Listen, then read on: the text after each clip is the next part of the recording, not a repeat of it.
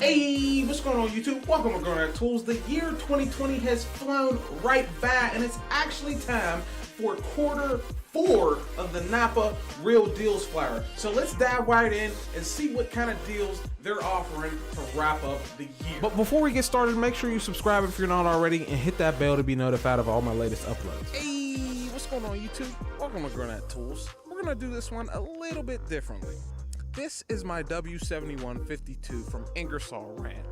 The main reason I got this thing over the Milwaukee is that she's got 1,500 foot-pounds of breakaway torque, this awesome dimmable work light, and 4 different settings in forward and reverse. But after 6 months of use, the thing started making this funny sound.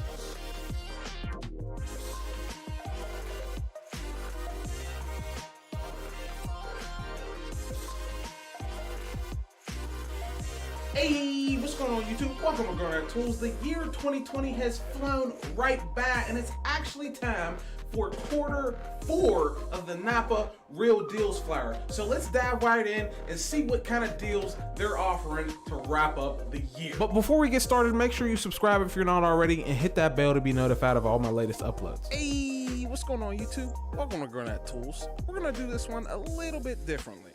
This is my W7152 from Ingersoll Rand. The main reason I got this thing over the Milwaukee is that she's got 1,500 foot-pounds of breakaway torque, this awesome dimmable work light, and 4 different settings in forward and reverse. But after 6 months of use, the thing started making this funny sound.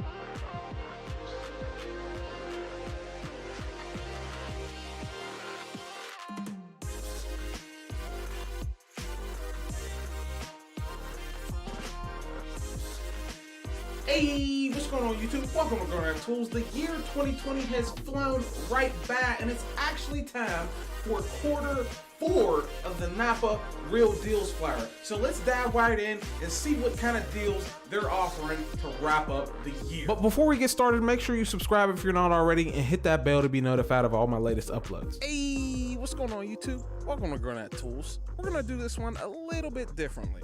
This is my W7152 from Ingersoll Rand.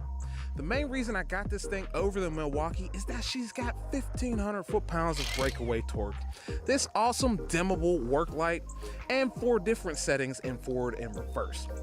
But after 6 months of use, the thing started making this funny sound.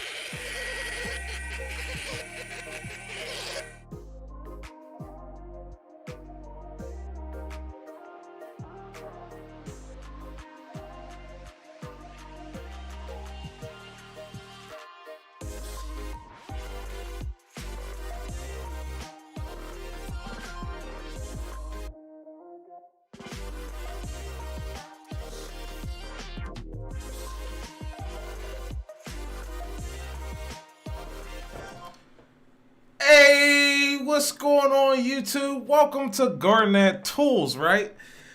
Thank you for all of you who have joined me right now on this, what is it, Wednesday, very close to Halloween here, and we're winding down on a year.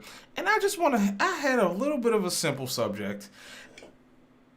Is Tekton killing it? And are cheaper brands moving in to just dominate the industry? So, first and foremost, I am going to say this right now. if anyone, right? If there's anyone you guys want to see talk about this topic, you think has an awesome input on this topic, let me know who they are. We'll try to get them on live right now.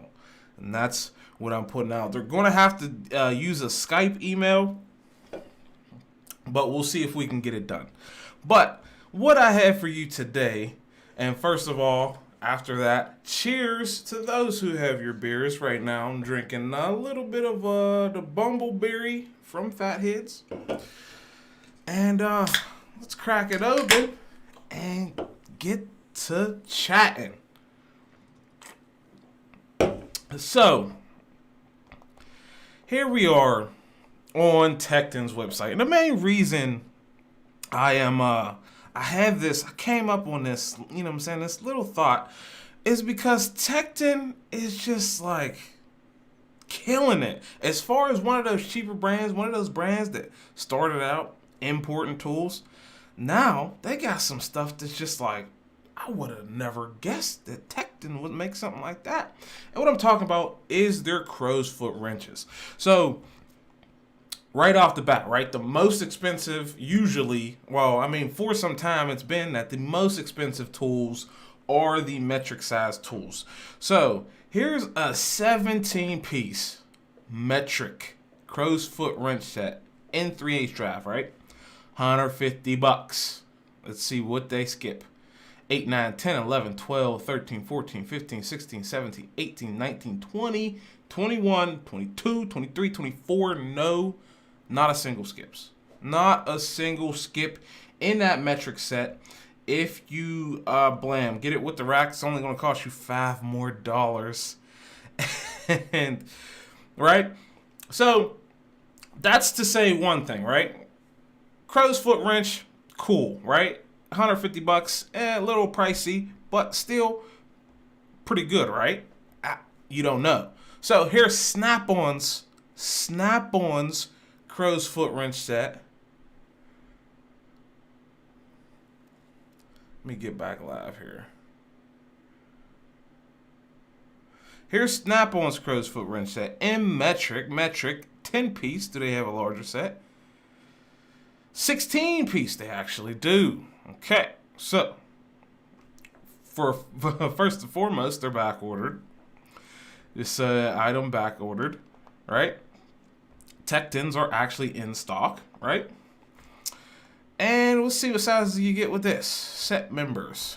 Well, I actually have to do that, huh? 9. So they don't give you an 8. They don't give you an 8. And the price is, guess what the price is? $550. Plus you gotta wait for them. Whereas on Tekton, these ship tomorrow. And they're $150 with a storage option. And just like the Snap-on set, they're made in America. Funny. This is $400 cheaper than Snap-on's option. But maybe, you know, there's other brands out there. Snap-on's not the only brand out there. There's other brands that make, you know, quality tools. So let's look at Mac. Let's see. Do they have a 17-piece metric? No, they don't. They have a 7-piece metric. That's going to run you $273 for 10 less pieces. They have an SAE 11-piece, which is going to run you $507 for 6 less pieces.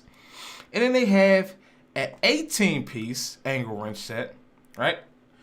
And I'm pretty sure this set is made in America.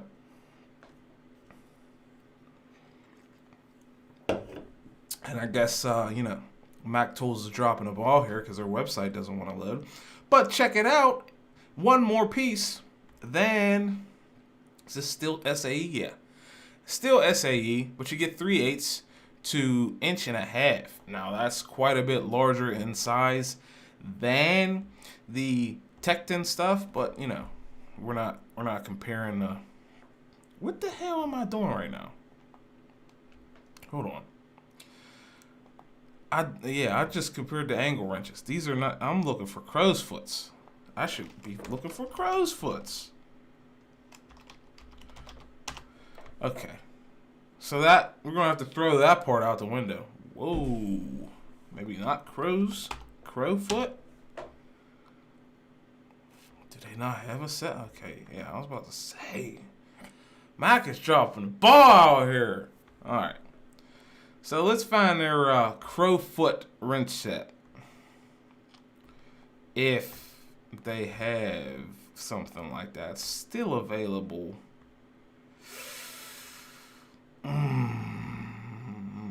Wow. 3 pages. Let's see if Matco has it. Maybe if I search set. Crowfoot set. Let's find the sets. There we go. Okay, there's the comparison. There we go. Here's a 10-piece metric. Do they have a larger metric set?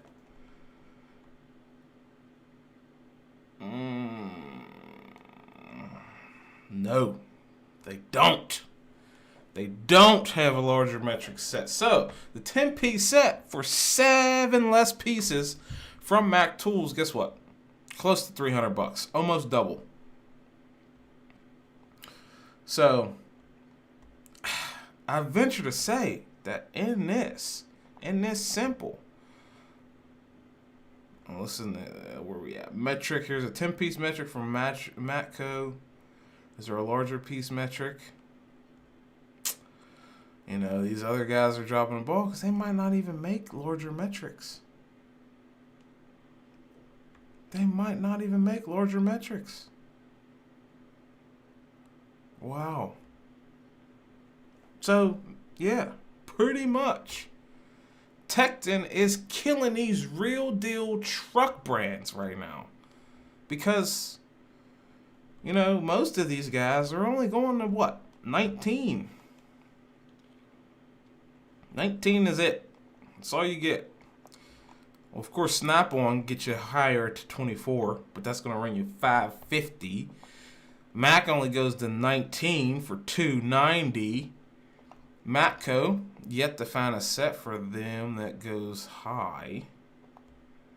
Maybe they only had the set at the beginning. And this is sad. So here's the 10-piece metric set. 180. 10 to 19. Right? Tekton gives you every size up to 24.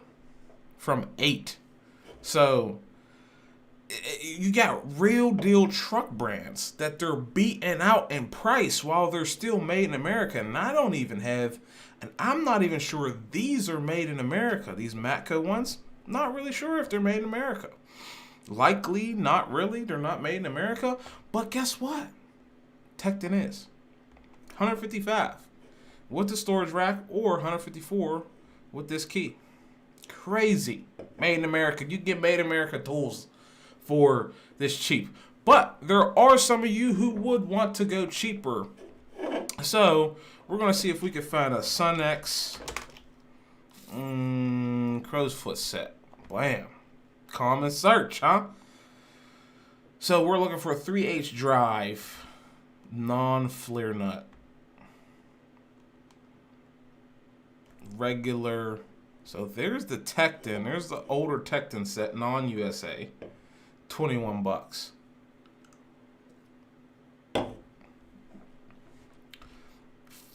Not really finding Sunex. There's a 1/2 inch, and it's 37, right? But these are, of course, made in China, right? These are made in China stuffs. But there is probably, if we go to Sunex Tools' website, maybe I might find them there. We'll go straight there and see if we can find a product number. No, I don't want to do that. What are we looking for? Crowfoot. Crowfoot set. Let's go. Let's get it.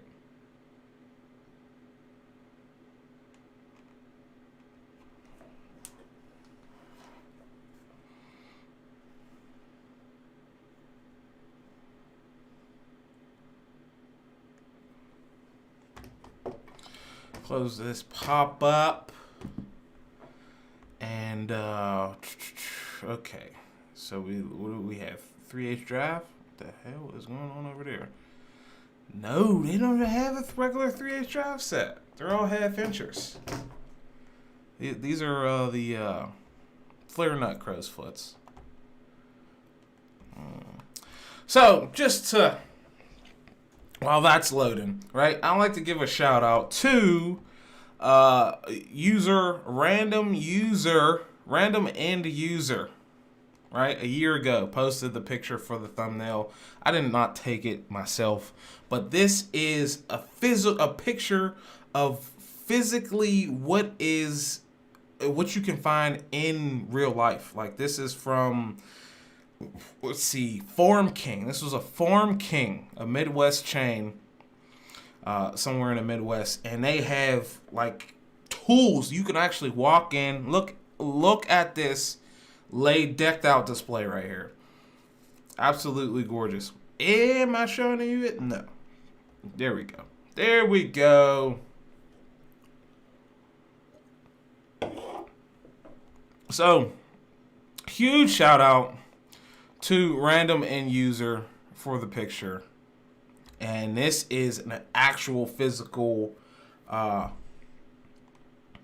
physical display of a bunch of Tekton tools. And listen, if this was near me, I'd be there all the time.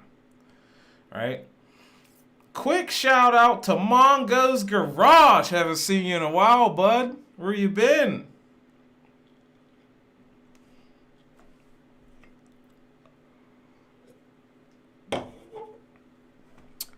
So, let's see here. So just to give you a quick overview, here's the Tekton set with,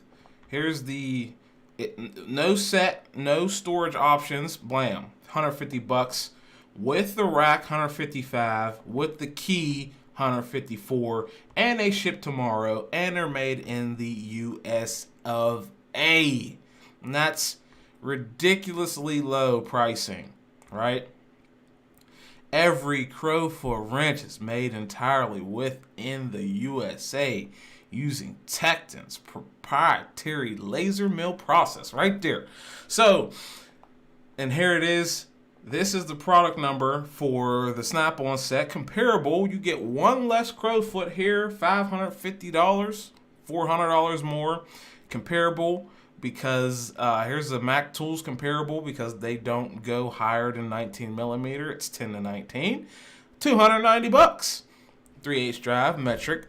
And here's the same with Matco, $180.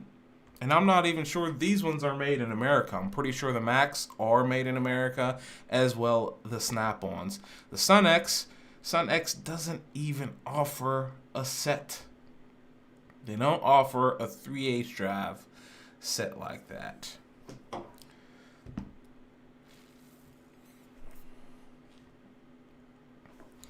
So, yeah, most of theirs, yeah, the only 3/8 drive set they have here is a flare nut. The rest of them are 1/2 inch. So you can't even really compare a cheap brand. But I can find a cheap set if you want to. So if we go to Epstein, right? And we search Crowfoot. Let's see if we can actually find that on here. So Bonnie actually has a set on here. I think they still might have the set. On this site, you're gonna find a Bonnie set for like $50. But Bonnie's out of business, so you will get 0 warranty with that set. So when it comes to actual crow's foots in production right now, Tekton hands down best, right? And that's just the crow's foots, right? Now, when we move over to even, we can even move over to angle wrenches, right? Still made in America, right? And it's something you would never expect. Angle wrenches from a brand like this made in the USA. So here is the biggest set that I would be looking for in an angle wrench, because I wouldn't really want a angle wrench in metric. That's not something I would use, I don't believe. But I could, I might actually. I already have an angle wrench set in SAE, so most people are switching to metric. So we're going to look at metric anyways. So if we go to metric, I think the biggest I would need would be up to 27. And look at that right there.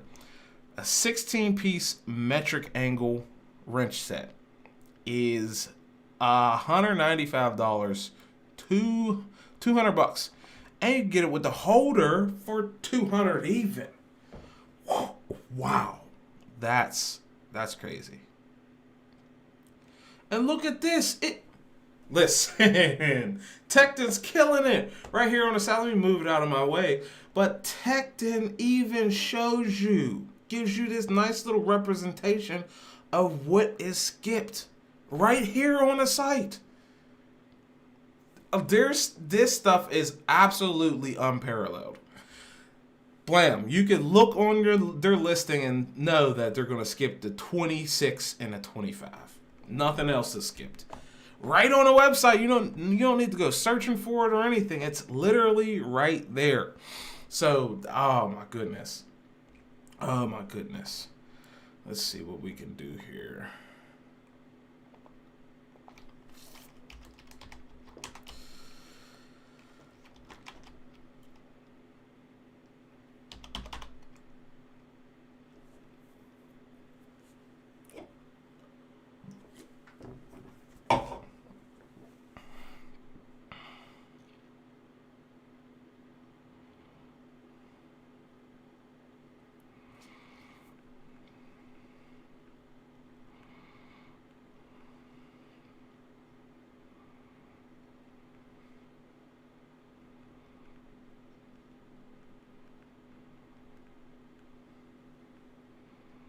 Give me 1 second, guys. I'm responding to something.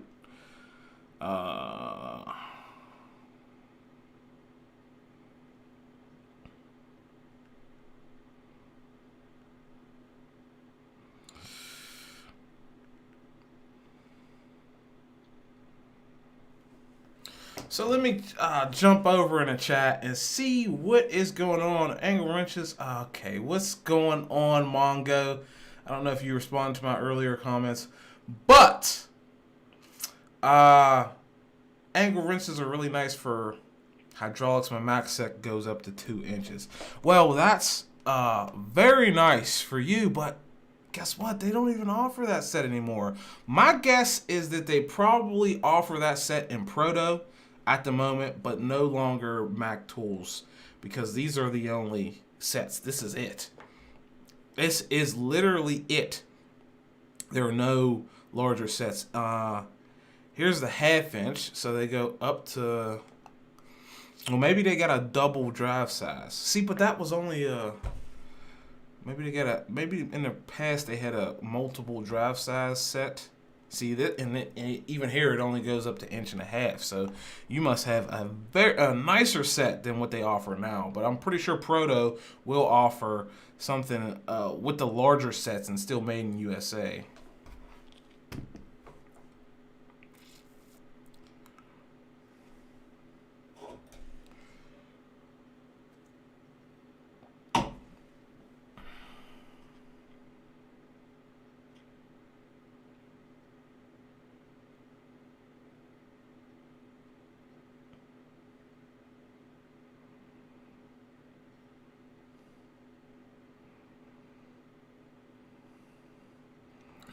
So,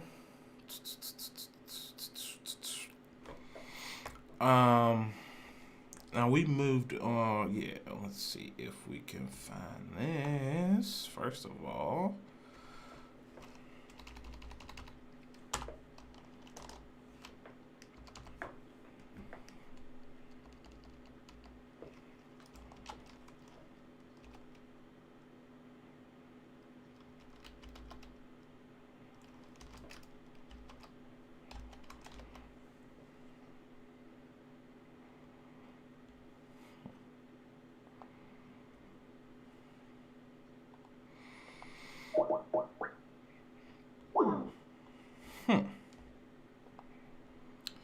tried.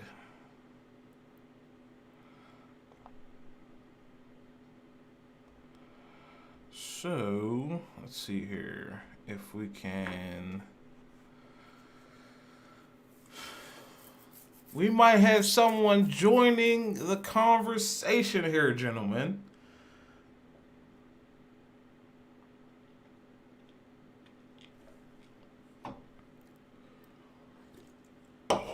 Let's go back and see what you guys are saying about this stuff. And the bigger conversation is, right? Due to the times of the Rona, due to what's happening and what's going on in the current state of things, right? People losing their jobs, having really less free cash, right?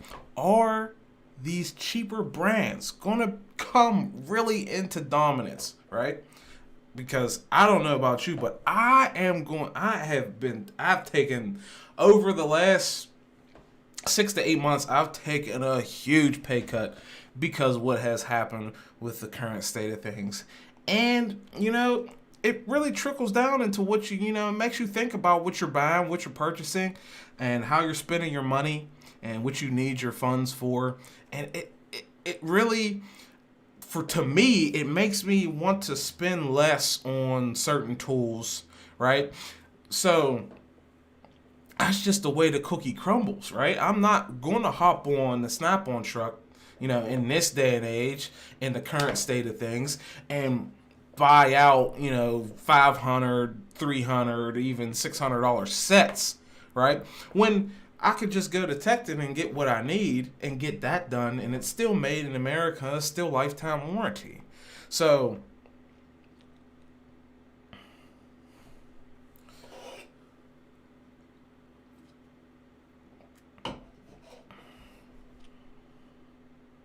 for the love of tools, said last month, Matco had metric and SAE crow's foot for 150 total. So, are they included the sizes that you need? Are they made in America? I don't really know. And if they're selling them for that little, right? Company like Matco selling them for that little, they're probably not made in America.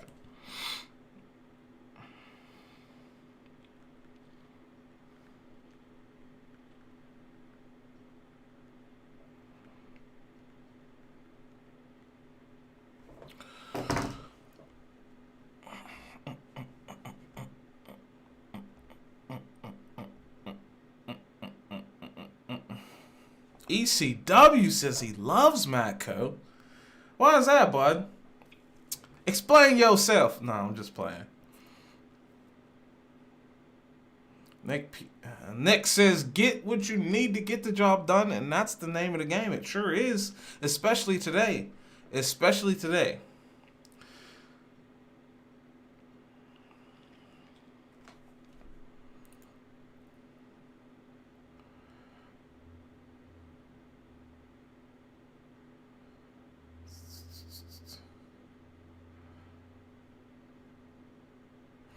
King Sport Tool Review says, whoa, what is going on there? Hold on. We just lost the, maybe I hit home. Yeah, that's what happened.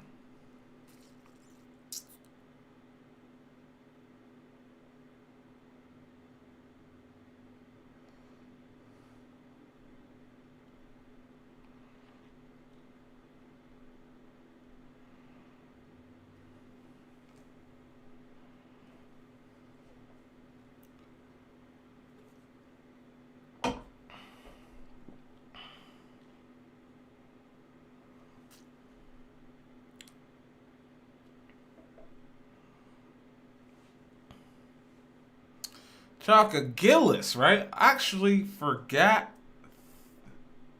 Thank you for reminding me, but as always, Chaka Gillis actually says, Ryobi is trash. Thanks for the $2, bud. As always, appreciate the hell out of you. But he also says, when Snap-on stuff is back ordered on our website, I've never waited more than a couple days compared to when it's in stock. Well, I've actually had a different experience. Well, I don't know, right? To me, it's just a perception, right? There's certain items that I've ordered from Snap-on that have been back ordered for quite some time. And it's not that I've ordered them from online. It's that I've ordered them from the dealer and they've still been back ordered. And to that effect, there's something I've been waiting on for literally months that I've ordered through a dealer that I see other dealers here and there getting, but my dealer still can't get it. So I don't know if that will be different if I were to order it online. I'm not really sure if that's the case. But, you know, from a perception standpoint, I wouldn't think that I would have a better chance of getting a product that's back ordered than my dealer. You know what I'm saying? That's something I wouldn't expect. And furthermore, I wouldn't want to try it because I already have it on order. You know what I'm saying? I don't want to spend the money to also buy it online. So shout out to Midwest Tool Review. We are actually going to take a short break and then we'll get into talking about the angle wrenches, because there's another thing and some of the other USA made tools from Tekton. Excuse me, and some of these cheaper brands. But we're going to take a short break and we'll see if we can add a second person into this live stream here, and we could get a couple of guys chatting about this stuff. So bear with me for one moment. We'll get this thing going.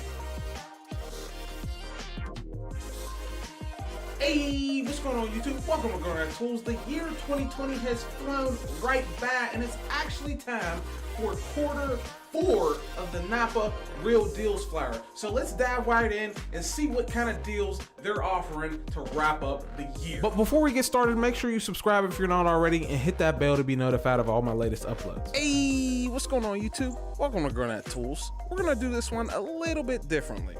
This is my W7152 from Ingersoll Rand. The main reason I got this thing over the Milwaukee is that she's got 1,500 foot-pounds of breakaway torque, this awesome dimmable work light, and 4 different settings in forward and reverse. But after 6 months of use, the thing started making this funny sound.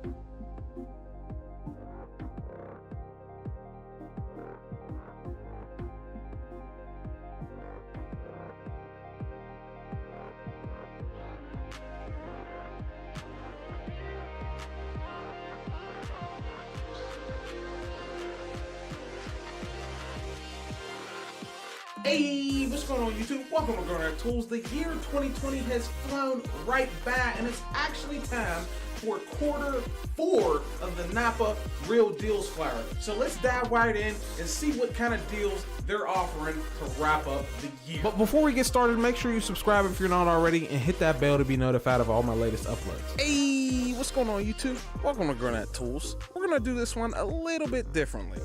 This is my W7152 from Ingersoll Rand. The main reason I got this thing over the Milwaukee is that she's got 1,500 foot-pounds of breakaway torque, this awesome dimmable work light, and 4 different settings in forward and reverse. But after 6 months of use, the thing started making this funny sound.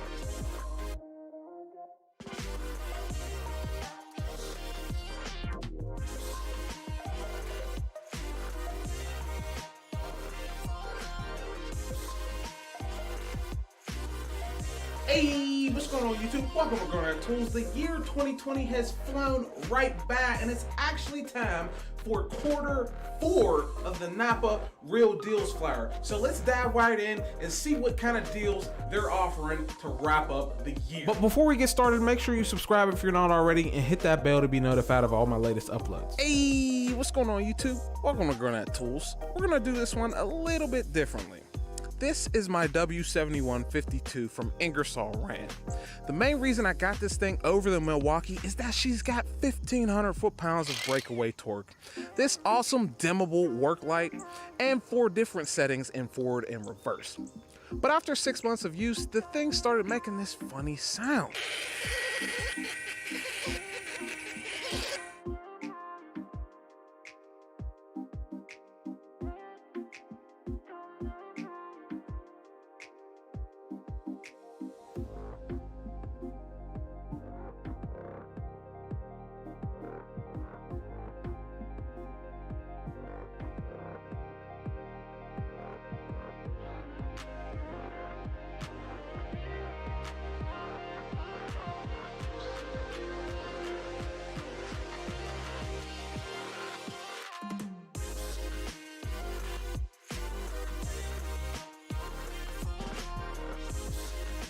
Hey, what's going on YouTube? Welcome to Garnett-Tools. The year 2020 has flown right by, and it's actually time for quarter 4 of the Napa Real Deals Flyer. So let's dive right in and see what kind of deals they're offering to wrap up the year. But before we get started, make sure you subscribe if you're not already and hit that bell to be notified of all my latest uploads. Hey, what's going on YouTube? Welcome to Garnett-Tools. We're gonna do this one a little bit differently.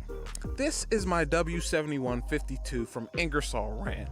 The main reason I got this thing over the Milwaukee is that she's got 50. So there we go. So, gentlemen on YouTube, we got a little bit of a treat for you. Let's see if we can get this working. Ooh, the speaker. Look at that. So joining you right now is a guy, right, who loves Snap-on tools, right? Joining you right now is a guy from the Midwest. Joining you right now is a guy who is actually an engineer. It is, of course, Midwest Tool Review, one of my favorites individuals from Indiana. Yes, sir. Thank you. I appreciate it, man. Now, just to give you a little heads up, they actually see something different than what you're seeing right now. But I assure you, on the stream, it looks pretty good. All right. So, what do you have to add to this, right? I see that. I noticed that you take pride in a lot of the more expensive tools, right? Because it seems like you like the nicer things, the Matcos, the Matcos, the Snap-ons, the Mac, right? I don't know. I haven't seen too much Mac on your channel, but it does seem like you like the nicer things. Right. Yeah. So for me, I started out with the Tekton and all of that, and I ran with that for a long time. Then when I got rid of my box, I was like, you know what? I'm gonna step it up a little bit. But and then I started going after. I realized, I guess let me go back. I realized that I could get Snap-on and Mac for the same price that I pay for a lot of the Capri and Tekton stuff. So it got me. And then at the same time too, they I don't think Tekton was doing a whole lot in the U.S. So it's been a bit of a surprise now to see that they're producing. Somebody even said on the channel that it was somewhere around like 3% offshore and 97% in the U.S. It's what their ratio is. Yeah, that's pretty awesome. Like I think when they first came out, I'm a frequent user of like what are they called? Garage Journal, right? Yeah. And when they first stepped their feet into the wrenches, right? Because they always had those like, I don't want to say like screwdrivers, right? They had the screwdrivers that were made in America. They started coming out with the chisels and the pry bars, right? They hadn't stepped up to wrenches, but in Garage Journal, they came out and someone posted like, oh, you know, this big long post, we're making tools in America. And I think, don't quote me on this, I think they started making them in Michigan, right? Right. And I was just like, whoa. And it like they detailed their process, how they take the forged plate and they laser, with a super high powered laser, they cut it directly out of a forged plate to make the angle wrenches, and those were the first ones they came out with. And I was just like super impressed. You know what I'm saying? Because any other manufacturer, you know, they're forging the tool out of like flat plate. They're forging it, going through the steps, and then, you know, they got to rotary polish it and everything. Well, here, you know, Tekton came up with this new, completely different than industry standard process, and they're doing it well, and they're bringing it to us at affordable prices. So I was extra surprised about that. Yeah, that's a big thing, man. You're right. They're Michigan. I think it was MIT or Michigan Industrial Tools. And it's not too far from where I'm at. I'm not too far from the Michigan border, and that's exactly right. They kind of changed the game, but they had to, right? Yeah. If anybody's going to get into it now, man, I mean, they got to come pretty hard if they're going to try to be any. I get people all the time say, "Oh man, these other companies, they can't do nothing to Snap-on." I can't say that. I honestly, with all honesty, I cannot say that. I mean, you know, it only takes a little bit to step up the quality. Yeah, and, seriously, and especially when it comes to the prices, you know. Right. Those angle wrenches you was showing on there earlier, man. Oh man, yeah. I mean, you know, there are a little bit of a different angle. I think they're 60-30s instead of better though. The standard 1560, I think it is. Okay. Yeah. So a little bit different of an angle. You have more rake on like one of the ends. You don't like a regular angle wrench. You'll have like the same offset as a normal combination wrench, right? Right. But these ones are raked in more to give you that little bit of extra to, you know, get in more places, they say. And some people like that. Some people don't, right? Yeah. I think the Snap-ons are the same way though. Yeah. You know what? But they put a target on their back. That means Snap-on. If I'm Snap-on, I gotta realize that somebody's coming after my lunch, man. You know, at some point in time, whether it's Tekton or it's Capri, you know, one of these companies are coming after them. It's inevitable. Yeah. Seriously. And I think Tekton though, they're doing it the best because they're doing that USA made stuff, and that really puts the quality like in your face. You know? Yeah, it does. It's like, oh, you know, for the longest time you had all these other companies like Gray Pneumatic and Genius and all these other companies, right? Even like Also was around, right? And it was like, okay, yeah, that stuff's cheaper, but it's not made in America. You know what I'm saying? That was the one advantage and one edge Snap-on had when it came to talking about like super professional tools. And blam, you got Tekton that just showed up and was like, yeah, we could do that too. Yeah, we can do it too. Yeah. Yeah, and we can do it at a better price too. And that's going to be, they got to do. And I say for Tekton, what they have to do, in my opinion, you tell me if I'm wrong. But I think Tekton has to make sure if they're going to do American-made tools, they got to manufacture them themselves. What I don't want Tekton to do is I don't want them to be teaming up with like they do with the pliers with Wildy or however you pronounce it, and have other American companies making it for them, because people will say, well, wait a minute, it's not really a Tekton product. It's actually a so-and-so product. And I think that if they continue to do that with some of their other stuff, I think it could hurt them. Maybe, you know, I don't know about that one because what's your opinion? Because listen, Harbor Freight does the same exact thing, right? And They do.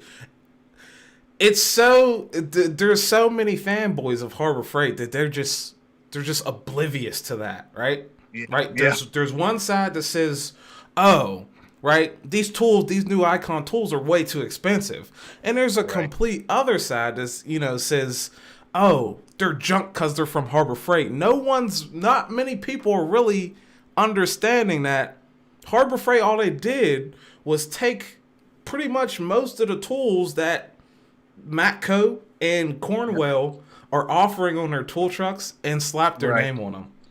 Okay, gotcha. So that's pretty much like most of the wrench line is pretty much directly copied from tool trucks. They're using the same exact manufacturers. So the people who actually shop at that store really don't give a damn. They're either on the end that the tools cost too much, or they're on the end that they'll never buy, some cheap ass Harbor Freight tools, right? Yeah.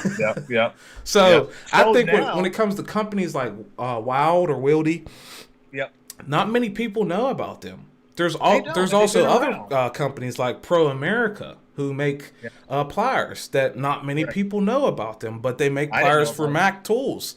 You know what I'm saying? And you get it from a Mac tool truck and you wouldn't bat an eye at it. So I think if they came with these products that, there are these American manufacturers who are pretty obscure, who really stick to their niche and don't really market as much and get their tools out there. They're really popular among private labelers, and they're really popular and sticking other companies' brands on theirs. Then I'd say that's passable, especially for what Tekton offers, like screwdriver sets from Wild. And pry bars, like everybody and their mother offers those same pry bars. You can get them from Carlisle, you can get them from Walmart, and they're all USA made right in California. You know what I'm saying? Yep. And it's interesting too, because I don't know, maybe but I've heard that Craftsman is going to start producing tools in the U.S. or they have a plant that they're building. Yeah, so there was a little bit of discussion on that on Garage Journal, and that was way back when they probably 3 to 4 months after Stanley Black & Decker purchased them.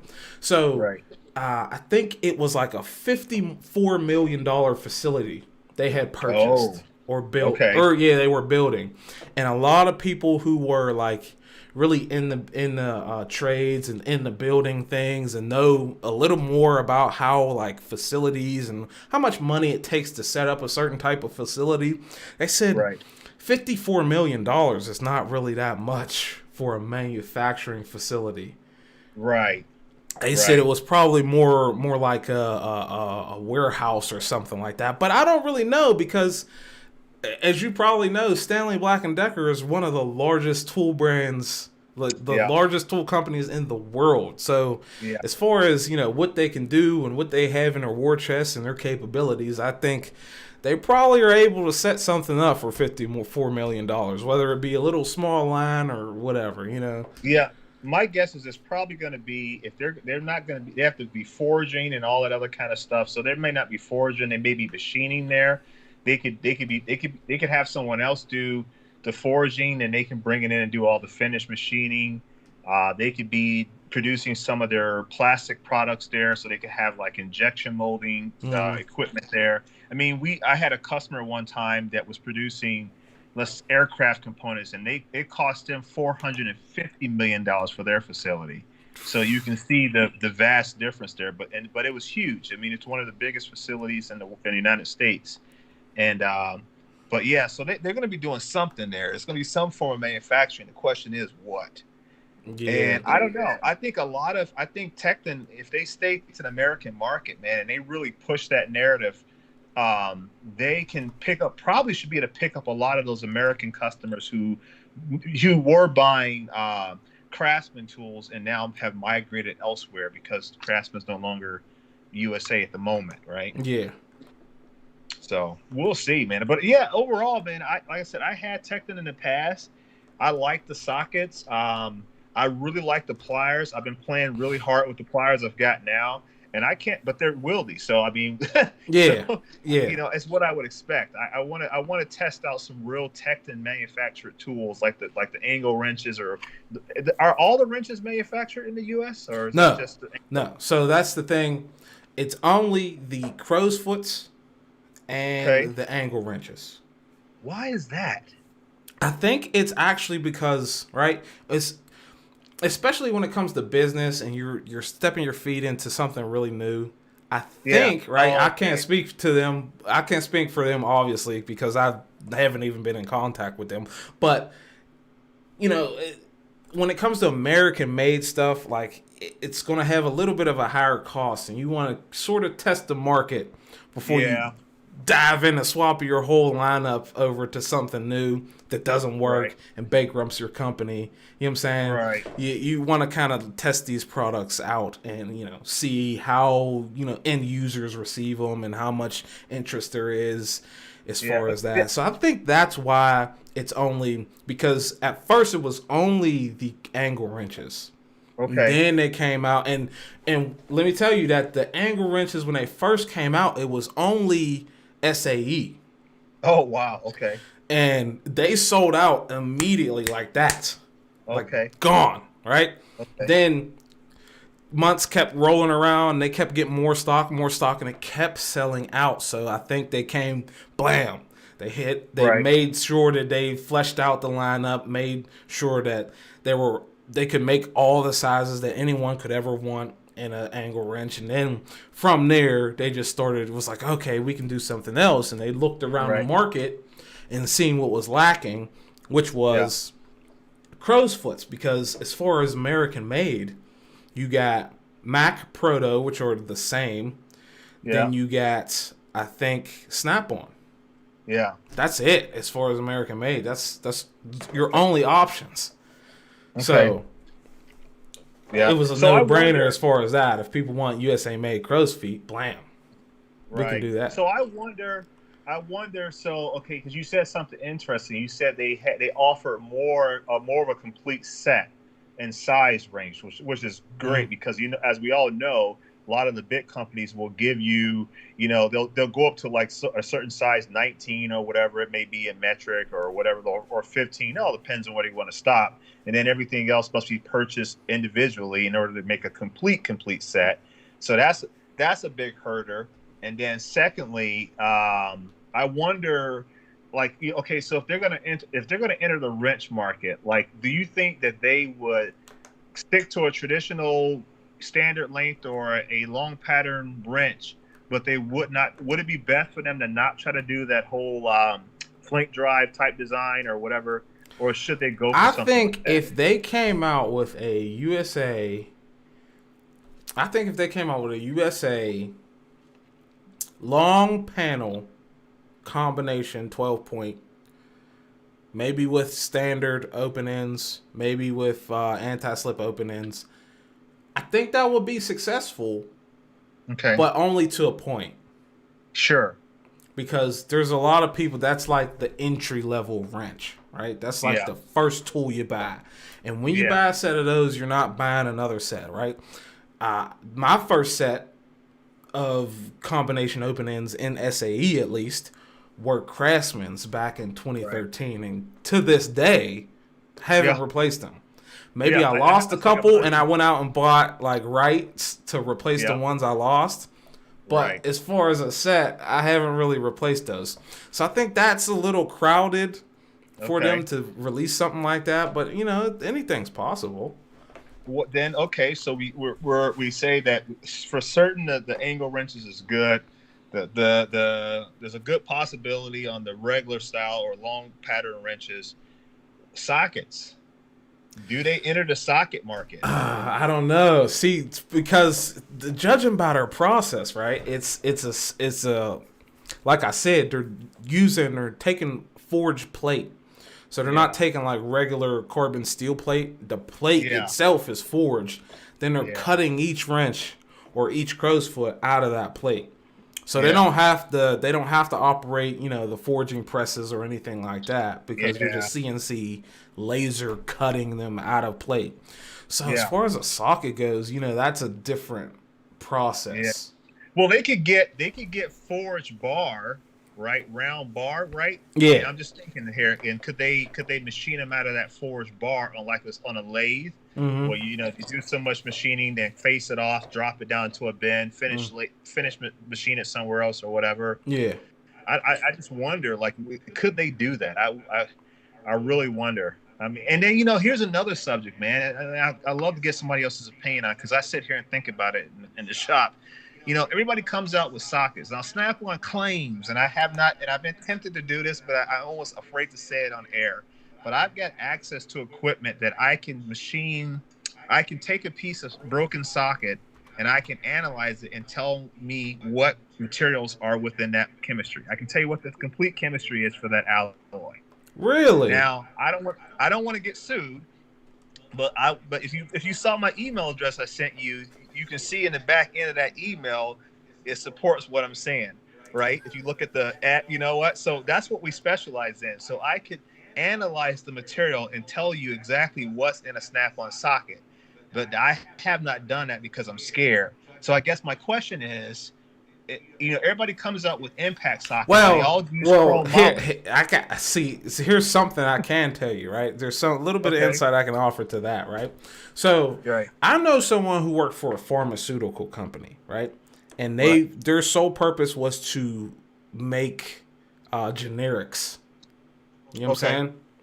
So all his company did was they gave him a credit card, and he went down to the local pharmacy and bought OEM bottle, because the OEM bottle mentions federal law or whatever has to list every ingredient in that whatever pill or whatever it is.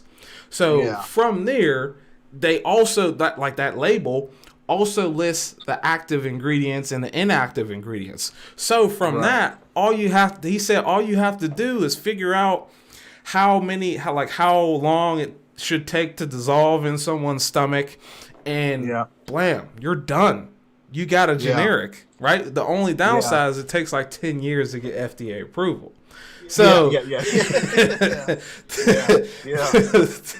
that's how simple it is to, so if there's something out there, if you can analyze a steel, right? And not to say, like, the only problem that would persist itself is if of course I'm not a lawyer, but I think in my mind, I would think the only issue you would come across is that maybe you didn't steal this trade secret. You know what I'm saying? They might call their little secret sauce or metallurgy their trade secret, and that might be an issue. But if you analyze it and say, there's X amount of chromium, X amount of pure iron, and X amount of what else? Silica, stuff like that. I used to work for a steel, manganese, I used to work for a steel company, so I live. I know some of what goes into steel. So so that's what I'm saying. Like with chrome moly, everybody's got chrome moly, and I'm like, I don't know that the market can support another manufacturer that says, "Oh, we got chrome moly sockets, or we got chrome vanadium sockets." I would think, and I'm looking for your opinion here. I would think that if I was Tecton, and if I said, okay, I want to enter the socket market, I would be looking at how can I differentiate myself from my closest competitors, because it's got to either be a combination of design and or materials, right? Because Snap-on's known for being the last, and I don't know, that everyone else, no one else does any type that I know of that does any type of published testing that says, our sockets were subjected to 500,000 impacts, at this power for X amount of time, and there was zero cracks or whatever the case may be. But they would have to have some type of compelling data and help to use that to help market them, because you just can't say chrome moly or chrome vanadium and think that you're going to be fine. Yeah, truth. Yeah. Because Snap-on, they tell you, hey, we're not like everybody else. We don't put chrome vanadium on our sockets because we don't. It's just not. It's not. We may have some chrome and some vanadium in there, but it ain't all that. Yeah, and yeah. we have. Our they tell you their metals are proprietary. They developed their own alloy. That's what they produce. And I haven't heard as much that Snap-on, when you warranty something out with them, they don't even use that metal to produce. Like, they don't melt it down and use it for new material. They sell that metal off to someone else. No. Any company I've heard, even down to Harbor Freight, they put it in the scrap bin, right? Yeah. But manufacturers, though, I think here's the difference, though. I think that at the facility they might do that. Like, if they had a bad batch, right, they might remelt that stuff. Sure. But when you're turning in warranties, since you can't really, this metal has been out in the world for maybe 25 years. Yeah. I wouldn't think they would want to remelt that stuff. Yeah. So they just sell it off as scrap. Right. Because I wonder, and then, like, why? Here's another. I got a good question for you. If people are paying attention, I see y'all. Justin Dow's in the room. Everybody's in your room right now, right? Justin Dow's here. Dow's there, man. He's there. Oh, so man, what's going on, bud? They're going off about everything in there. Brian 916 is in there. Everybody's in there. So I guess my question is, hold that question. I think I seen a couple super chats come through, and I did not. Yeah, you did. I did not. Yeah. So Brian 916, thanks for the $10, bud. You're awesome.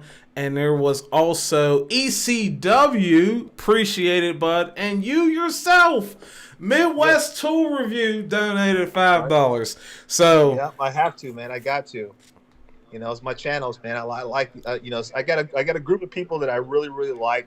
Obviously, you're one of them, so I want to do whatever I can financially to support the channel, and I encourage anyone else to do so if they can too. So, I appreciate it, bud. Yeah. Make sure you guys check out Midwest Tool Review. It's spelled how you think it is. Really easy to find. Check it out. He should have more subscribers. And you know what? I'm gonna do something special for you at the conclusion of this, right? We'll see if we can get you some more subscribers there. I appreciate it. I really do. Somebody said something interesting, and I gotta hit on it. So Thomas Family, he said, what made you go, he says, Midwest, aka James, what made you go from cheaper tools with lifetime warranty to Snap-on products? We all seen it firsthand. And that's a great question. You asked that question too, like, why did you do that?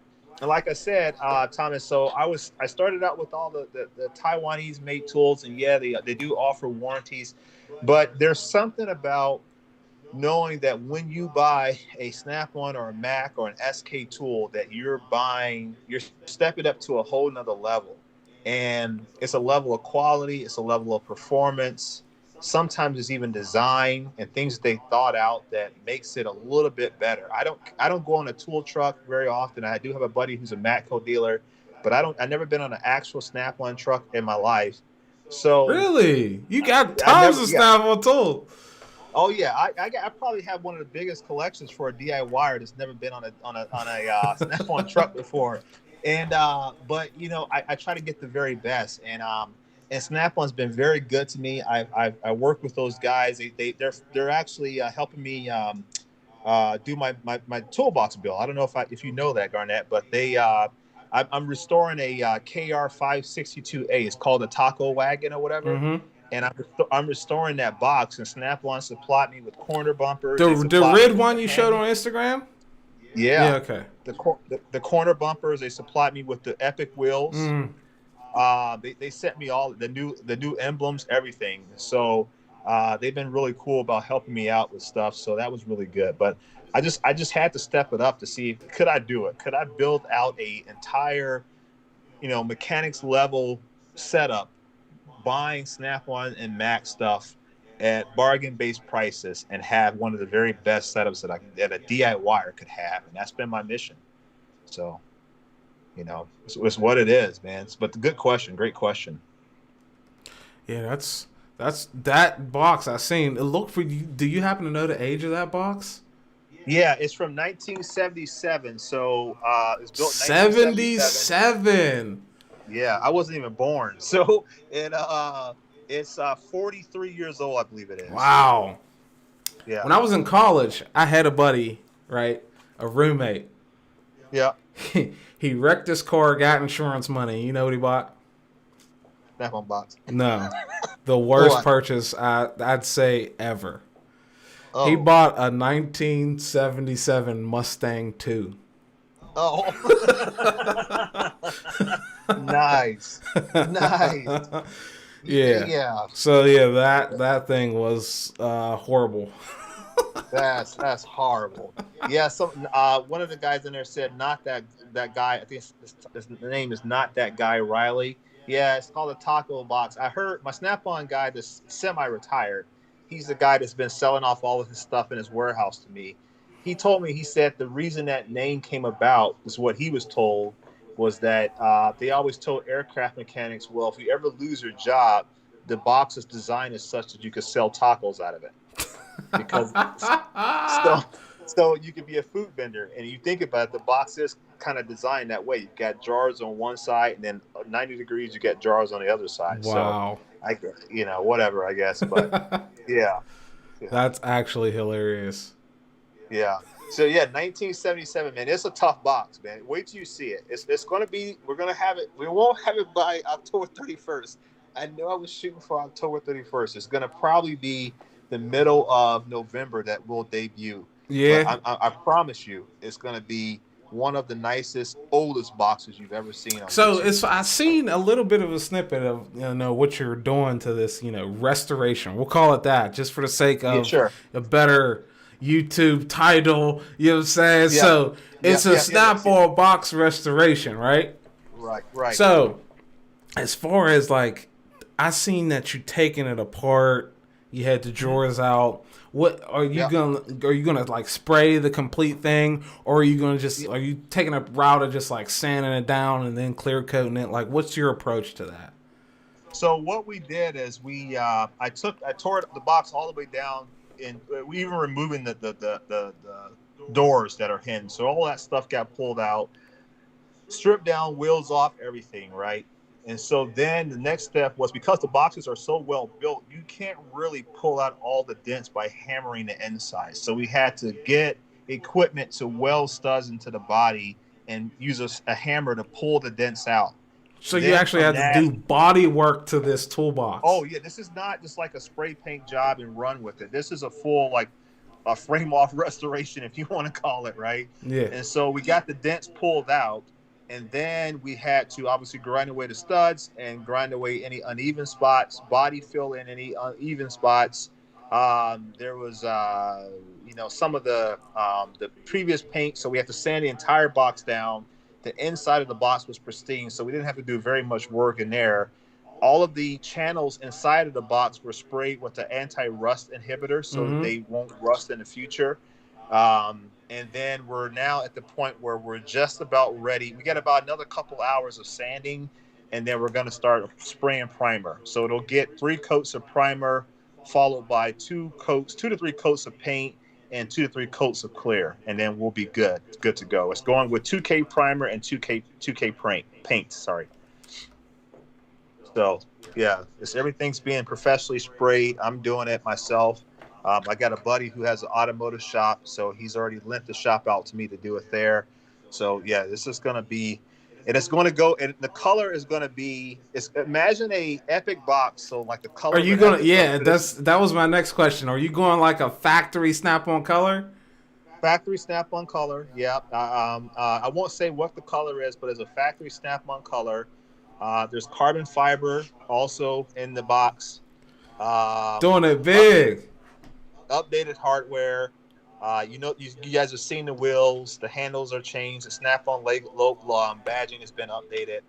About the only thing that remains is the overall box itself is original, obviously, and then the drawer slides. We tried our best to figure out a way to replace the drawer slides with roller bearings, but I couldn't figure it out, nor could Snap-on. We put our minds together, and I'm assigned a special Snap-on representative to kind of help me, and he and I could not figure out how to remove those because of the stack up of tolerances with the width of the roller bearing slides versus the traditional friction slides. It will never work out. So damn. But yeah. So that's where it's at, man. It's just it's gonna be a bad dude. And how big is it? How big is it? Oh God, you would ask me that. It's like 38 inches tall. I want to say 56 inches wide or wide, and 30. So it's like a 56, kind of like a old school Epic. Oh yeah, it is. Yeah. Oh, very much so. Yeah. Let me see. I could probably tell you exactly what the dimensions are live. Let me do that for you. So where's this thing's obviously going to live in your garage, and what are you gonna put in it? Everything going in the box is Snap-on, so it will be completely outfitted with nothing but Snap-on tools. That's the goal. So I've already started that process. That's why you guys have started seeing all of the Snap-on purchases here lately. It's been because I'm trying to get the box set up with all the content. So it's 27 inches deep. And let me see here, as far as the height goes, from the floor to the top is 39 inches tall. And the length of the box overall is, let me see here, 52. That's a good size box. Yeah, it's got a 2,000-pound weight capacity on it. It's got the big spring loaded wheels and all that kind of stuff. So, yeah, it's pretty nice, man. It's something else. 1977, gonna be restored to look like a modern Snap-on toolbox. Oh, that's got to be the awesomest project I've ever heard of. Yeah, I did a I don't know if you got a chance to see it, but I did a Mac. I did an old Mac MB75 last year. I restored that on the channel. And it was from the 50s. So I've got this will be the second box that I've restored. You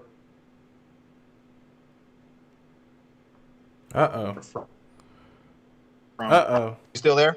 Yeah, he's still here. There you go. We're back. Yep. Yep. So this will be the second box that I've restored from frame up. Okay. Yeah. So I'm gonna have to check that Mac one out. What's it called? You remember what it's called? I think it was like MB75 Mac Restoration or something like that. I can't recall how I named it, but something to that effect. Yeah. Hey, that's pretty badass. Yeah, it was a good restoration. I ended up selling it to my my Matco dealer. I traded that in towards this. You sold a restoration to your Matco dealer. Yeah. Yeah. Yeah, wow. I traded it in towards this Matco Jamestown box. Yeah, so he had it. He had the MB75 for like 2 or 3 days, and somebody bought it. So it's actually I found out it is actually in a mechanic shop right now, being utilized by their technicians. Yeah, so a shop actually liked the box so well they bought it. And the guy builds vintage motorcycles, and that's why he wanted the box. Okay. Yeah. Awesome. So we know what we're doing over here. You've had experience in the subject. Yeah, but that's been the whole thing, man. I've been watching channels like yours, man, and trying to figure out, because for DIYers, dude, so we get on here, we it's easy for us to go run out and buy something that we don't know. But I encourage everybody who watch my channel. I says, man, get out there and watch these guys that are doing the job day in and day out. To kind of figure out what they're buying, why they buy it, and then you got to assess your own financial situation to say, okay, can I afford that or not? And I can go in a Snap-on or a Mack truck and buy those tools brand new. But my focus has been trying to find everything that I want, but try to find it in other manners. So like Facebook Marketplace, Craigslist, and like I said, I have been on a Matco truck. I've been on a Matco truck, but not a Snap-on. And I pray to God I never get a chance to go on one. Yeah, it's sometimes it's a bit of a daunting test, right? My problem is when I go on there, I always get like this little sensation of like I try to help the guy out, right? So usually in my area, the Snap-on guy is not really that popular. So I come on there and I notice that no one else goes on the truck, and I'm saying, I'm just like, what little things can I pick up here and there to help him out? You know what I'm saying? Because I know how the Snap-on game works, right? Right. Right. And it's not really easy. Yeah. Yeah. I figured as much too, and that's how I felt with my Matco guy, my Matco dealer. He and I had known each other for like 10, 11 years, but well before he ever picked up an idea of being a Matco dealer.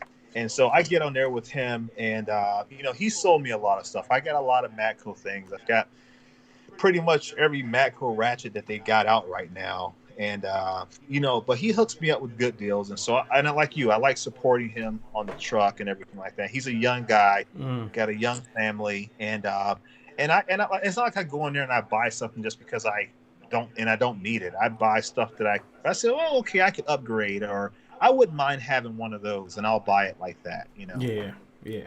So we got a comment here. This is Thomas Family says, don't help the Snap-on guy out. Well, I helped the Snap-on guy out, right? Because he is like a franchise operator, right? He's not. Yes, he's a representative of Snap-on, but being that he's pretty new, pretty green, you know what I'm saying? This is like the old guy, he retired because he couldn't cut it. He was a bit of an asshole. But this new guy, 3 months deep into this, being a franchisee, and you got bills to pay, you got Snap-on to pay, you got your truck loan to pay, you got all these tools to buy, right? And you got to buy so many tools per month, or it's really a lot, and I know how stressful that could be, because a regular franchisee, you think it's like Subway, right? It's the same thing. They have to literally pay Snap-on to have their name on the side of their truck. Then they have to pay for the truck. Then they have to pay Snap-on to get the tool, and it's a lot. So I help the guy out as best I can, not necessarily Snap-on. And right now, I think too, you hit a good point, Garnett. And I think that the dealers, right now, it's more important than ever. If I say that correctly, it's more important forever right now for a tool truck dealer to be very, very close and supportive of his consumers, because, like you said, like your video is Tekton, right? And I know that you're impressed with the angle wrenches, but I also know that a lot of other people are. And like you said, they sold out when they first came out. So you've got Tekton, you've got Capri, you've got Sunex, you've got Gray Pneumatic, you've got all these brands, Koken, you've got even the Japanese companies are trying to enter the game. So now you got everybody entering the game, making really, really great tools, offering really, really good warranties. So, and most guys that work in a professional setting, it's not like something breaks and they're like, oh man, I only got one of those ratchets, so what am I going to do for the rest of the day? They've got backup, so they know they may have to wait to get that tool replaced or repaired. So now the question becomes, what makes a Snap-on or a Mac dealer important to you, right? Because if they're a jerk when they show up, or they're not willing to help you out when you need, or offer some level of service that you can't get from an online tool store, or something to that effect, why keep them around? I guess that's a question for you. I mean, what's your thought about that? What? That's a little bit of a mixed bag, because I do see the value that Snap-on offers, right? Mhm. It's just that for me to be a regular customer, it's too much of a premium. Right. So, I know about brands like SK Tools or Right Tools or, like I said earlier, Pro America or, Lau or Lang. You know what I'm saying? And when I first started out in this industry, that's entirely why I started my channel, is because I seen these tools on the Snap-on truck and I noticed that they were exactly the same as another brand's. But one thing I didn't account for is that once you start building a box and building out your professionally building out your kit, right? What you use on a day-to-day basis, right? Now, you take from, if you instead buy from all these other different companies who honestly are going to have different warranty processes and statements. Right. Now, even though they are the same tools and you got them for less, you have to now go figure out that warranty statement and you got to figure out how to actually get your warranty. So the value Snap-on adds is that they are that one source of warranty. And as long as you're a loyal or good customer, blam, they're going to take care of you even if your tool's not under warranty, right? I've known people that things are, according to Snap-on, not warranted, right? But since you've been this regular customer and you might spend $15,000 a year or $20,000 a year in Snap-on tools, they're going to say, oh yeah, you're a good customer. Here's this, even though it's not warranty, I'll take care of you. Right. And they're going to be, as far as a professional goes, they're going to be in your face. They come every week, they're in your face, they replace your tool, and they're going to offer you that service on site. Opposed to, you can do all the research you want and find out who actually makes the tool in those cases where someone else does make the tool, right? But now you break it in the middle of the day. Now you have to wait to go home because you're working. You can't really do that at work. You got to wait to go home to figure out how to send it off for warranty. You send them an email and they say, hey, ship it to X address. Or, you got to write down that address, go figure out how to package the thing and send it back. Yeah. I heard. Yeah. Who is the company that's out there, and maybe it's Tekton, maybe it's not, but there's some company out there you can take a photograph with your phone of your damaged or broken tool, and that is all that they need to send you a new one. I think that was one of those Taiwanese companies. Yeah. Now, see, that's going to be dangerous because if that is the case, and people, I'm worried because as soon as somebody figures out what you just said, as far as being able to warrant, because the expedience of warranty is a big thing. How complicated or lack thereof, and how quickly can I get a replacement tool? So imagine that you could buy a tool offline, break that tool in, let's say, a year, need to replace that tool, and they can get you a tool as fast as Amazon can ship it to you. And I know there's been sometimes Amazon has got me stuff in like 24 to 48 hours. Does that put a threat to the big tool companies? Because then if they make it easy to submit the warranty, I just broke the screwdriver, I take a picture of it with my phone, they say, okay, we're going to send you a tool in 24 to 48 hours, and you get said tool, and it's an American tool because it's got to be an American company. I'm going to make it complicated. Does that hurt the big companies? I don't. As far as big company, no, because they're not the ones. The big company, like as far as Matco, and Snap-on, right? They're not. They're all franchising. Okay. And that's the only way to do. So the dealer is actually taking a hit.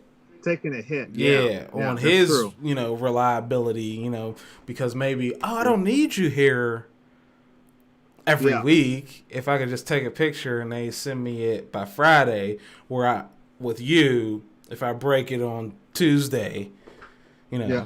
Somebody said Tekton does that.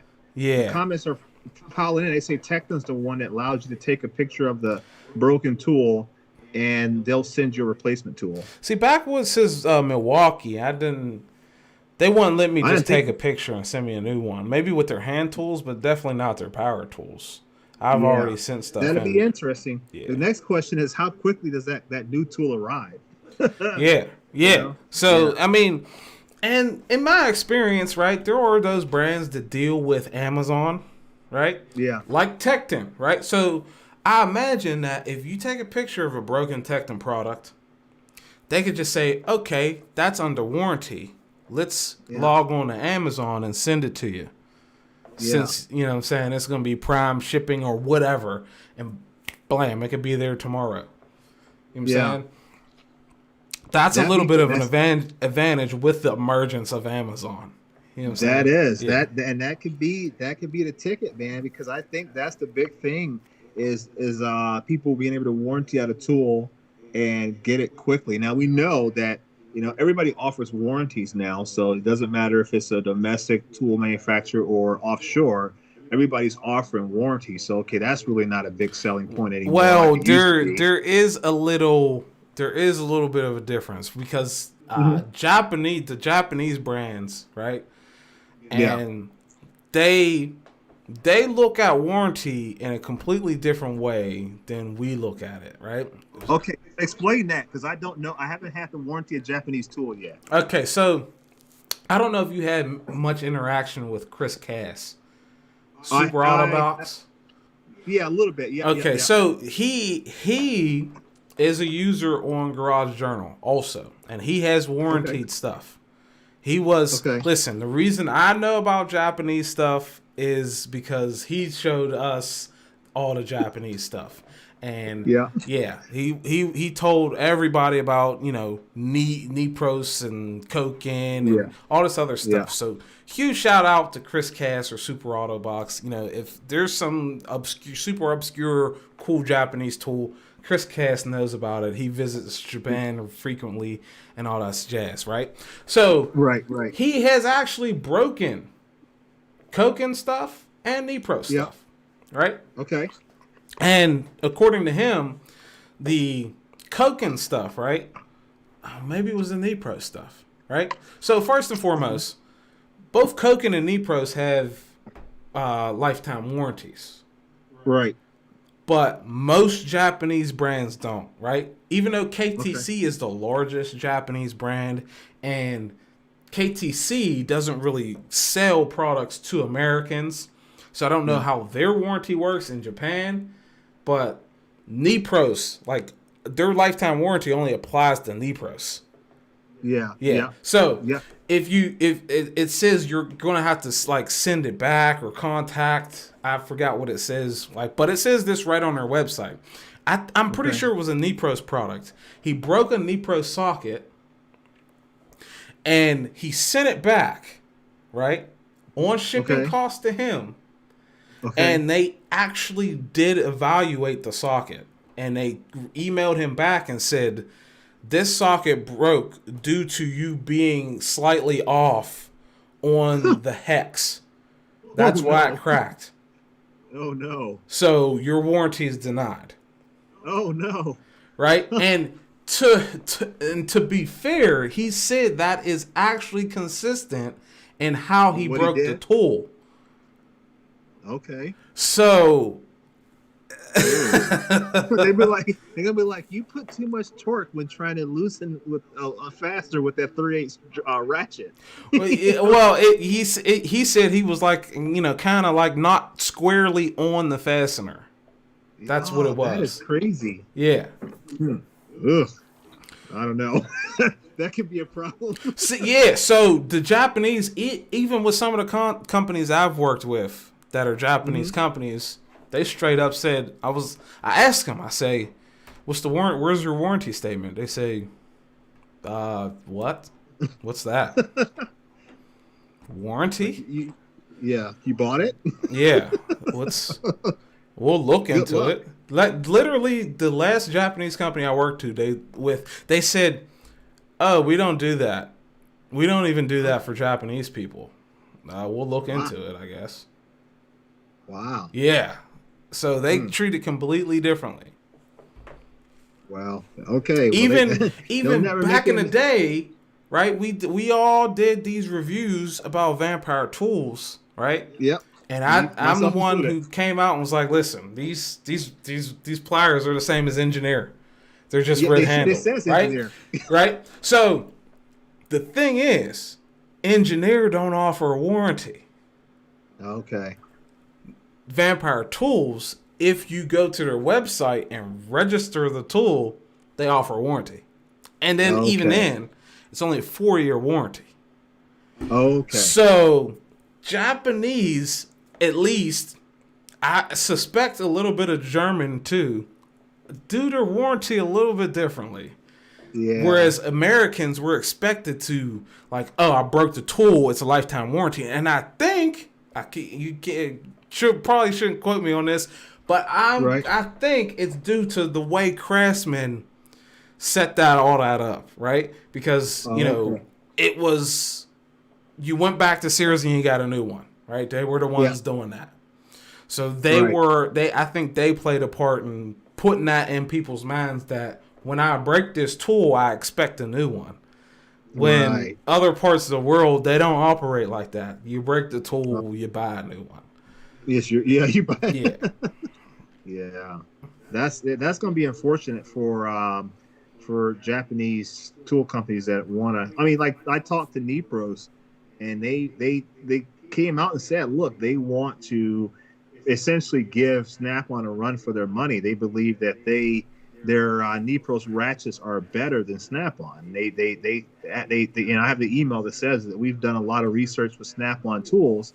They knew all the part numbers, they knew all the designs, and they're like, look, we've essentially studied the Snap-on ratchets, and we know that our ratchet design is superior to Snap-on's. The problem is I don't that the think American so. market. I listen. I have both products, and I have had both products, and I have used both products for years. Yeah. The Nipros ratchet is very good. Yeah. But I don't think it's better than Snap-on, to be honest. Yeah. And they believe that they are. They really want to enter the American market. And I'll tell you, I'll go ahead and let this go right now, right? The real reason that is, right? You can talk about access and how far the tool can get closer, like how small how much smaller the head is compared to Snap-on, how much thinner the socket is once you put a socket on there compared to Snap-on. You can talk about that all day, right? Right. What matters with a ratchet is if it works day in and day out. Snap-on A has one of the best, if not the best, sealed head ratchets out there. That means there's gaskets on both ends of that sealed ratchet. Yep. You're not getting dirt and debris when you're using it for 5 years.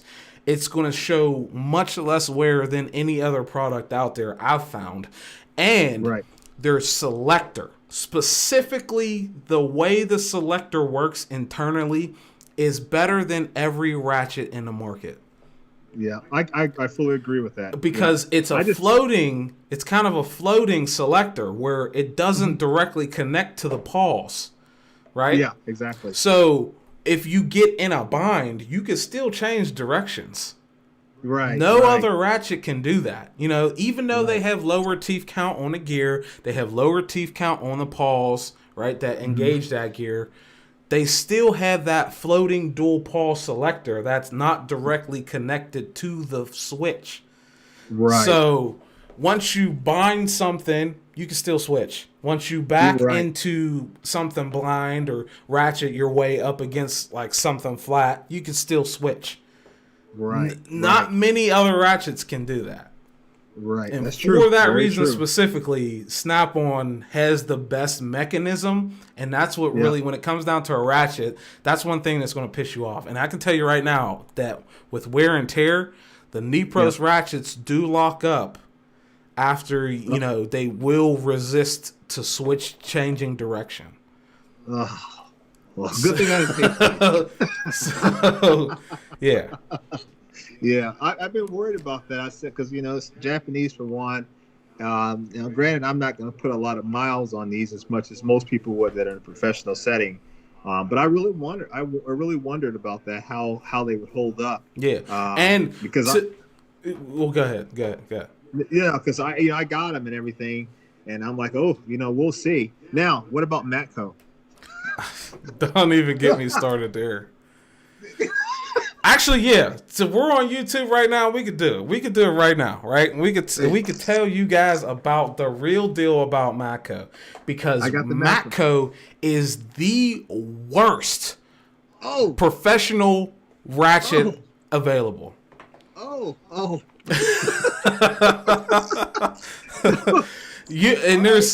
It comes down to the internals as well. Okay. For one, they were the only professional tool brand that puts a non-seal, like it's not a plate. They use a snap ring, right? Mm-hmm. So once you get in those dusty, dirty, grimy, gritty environments, I found that the Matco ratchets intake so much dirt that is what interferes with the gear. Right. After 6 months to a year, you're looking at rebuilding that ratchet, because that flimsy plate does not prevent enough materials from, it does not prevent enough ingress of materials, right? I have Matco ratchets. I know, I've seen this, right? Yeah. The other thing is that every other professional ratchet works like an axle, where there are two supporting points on both ends, the back and the front. Matcos do not do that. So when you torque, when you apply a great amount of torque to a Matco ratchet, that gear is actually torquing up against the housing. So after you do that a couple thousand times over a year, guess what? There starts to wear little divots in the top of the actual housing of that ratchet, which also makes it lock up. So as far as professional, from Snap-on, Matco,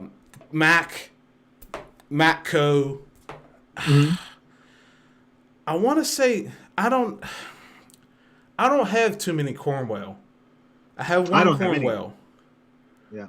And I don't remember, so there's a little bit of asterisk to that. I don't remember how the Cornwell internals work. But even SK, all of those brands, all professional, Snap-on, Mac, SK, know that your ratchet needs to work like an axle, because when you torque load it, you're putting load on the gears if it doesn't. Yeah. On the teeth, directly on the teeth. And those teeth bite into the housing of the ratchet. A rebuild kit is not going to fix it when it starts locking up. And to that effect, it's actually disappointing, because Matco did update their gears with a hole in the back to do that. Right? So if you take that newer ratchet apart, I bet you $100 right now that the gear has a hole in the back of it. The gear has a hole in the back of it to accept a little nipple. Okay. But there's no nipple in the housing. Oh, okay. Interesting then. Interesting. Yeah, because see, I got a lot of these Matco ratchets, and like I said, it's lost a spring somewhere. So I got a lot of them, but I don't know a whole lot about as far as like how they're designed and all of that. So this is really, really good information. I see that now. This is the long 15-inch one or whatever it is. This is beautiful ratchet, still made in America. Yeah, I see. Can you see the internals? Yeah. Yeah. So that's what it is there. Yeah, it's got an interesting design, Paul design in there. I don't know how well you can see that with my. Yeah, I know what it looks like. Yeah. Take that gear out, flip it over. Let me see here. If I can even get it to come because the older ones were flat. Yeah. Is there a nipple there? There's a hole there? No, it's flat. It's flat. It's got a little. What about that black one? Oh, the black one? I don't know. I imagine it's the same. Let me check. I don't think so. I think Coon Trucking took one apart, and it did have the nipple in the back Oh, on the this, gear. we're doing real. This is real time reviews here. Hang on here. I like it. We get to learn together. Let's see here. Yeah, it was a little weird, and if they don't do it, okay, plates off. even more disappointing. Same basic. I feel like the pawl is smaller in this one too, which is interesting because they're both 3/8 drive. Yeah, now this one here, it does have a little bit of a hole or something there. Yeah, see, now what's supposed to be there is a large, like, divot to allow it to pivot around the gears, right? Okay. So, yeah. So that's what makes it horrible. Okay. And I don't remember if it was that one or the rebuild kit or it's actually the gear wrench, because the gear wrench actually started out. Armstrong actually designed that ratchet, which is why the gear wrench, the Matco, and the Armstrongs all are the same. Armstrong actually designed that ratchet and gave it to all companies. Okay. So I think if it's not that one, it's the gear wrench that actually they updated their design with the hole, but they still didn't put it in the housing. Yeah, it's weird. Very weird. Who makes Matco's ratchet? Joey Morrison says it's a company called AJ Manufacturing. They are actually a private label manufacturer that does not sell products to the public. AJ Manufacturing. That's actually a customer of mine, of my company. They make the Matco ratchets. Okay, I now I know. That's interesting. Yeah, we sell them. We sell them round bar. Oh, that's interesting. Yep. Okay. Yeah. So that's that's good information, man. Because I don't think a lot of people understand. Have you done a video yet about the design differences between the different top brands in the U.S.? No. You should do that. GDWS81 says I owe him $100. I'll give you $100. Okay. I think that would be a great video, man, because that's stuff that I know personally. I'll be honest with you, I had no clue about any of the design attributes or specifics between a Snap-on and a Mac, or a Snap-on and a Matco ratchet. So that's good information, really good information. And I imagine that most people don't. I think, like somebody said, like the Backwoods Mechanic, he says some of the gear wrench stuff is still pretty. It's pretty great. So, I mean, yeah, some of it is pretty great and cost effective, and yeah, for sure. Yeah, I think. What do you think about gear wrench? Right, gear wrench. I thought at one point in time, gear wrench was really gonna be the threat to some of the larger tool companies, in a sense of making a really high quality tool, but for a very low price. I mean, what's your takes on gear wrench? Are they achieving that? I mean, are they not, or what's your thoughts? Well, I don't really prefer gear wrench. Well, why'd your voice change so much when you said Huh? you get like sad when you said that. Because they're part of a company, Apex Tool Group, that just killed so many American jobs, and that's as far as the reason someone supports American companies. That's my reason, because I know that an American made the thing. You know what I'm saying? Yeah. I'd be willing to, I am very consciously willing to pay more knowing that an American person made these tools versus I like that. Someone in Taiwan versus someone in, Malaysia or whatever, right? Right. Or India, another popular hole that, companies go to that get stuff manufactured. Yeah. That's one of the things I like. And it's not that... Some of it happened under Danaher because, like I said, they were all the same company. But a lot of it happened under Apex. Okay. So that's good. Yeah, I think I feel the same way. Uh, Someone said you're not showing off your box. No, I'm not. Not tonight. But I think that's the position with a lot of people is that we like to know that American made it. I mean, and that's what I liked about SK Tools. I think SK is a great company. I really do.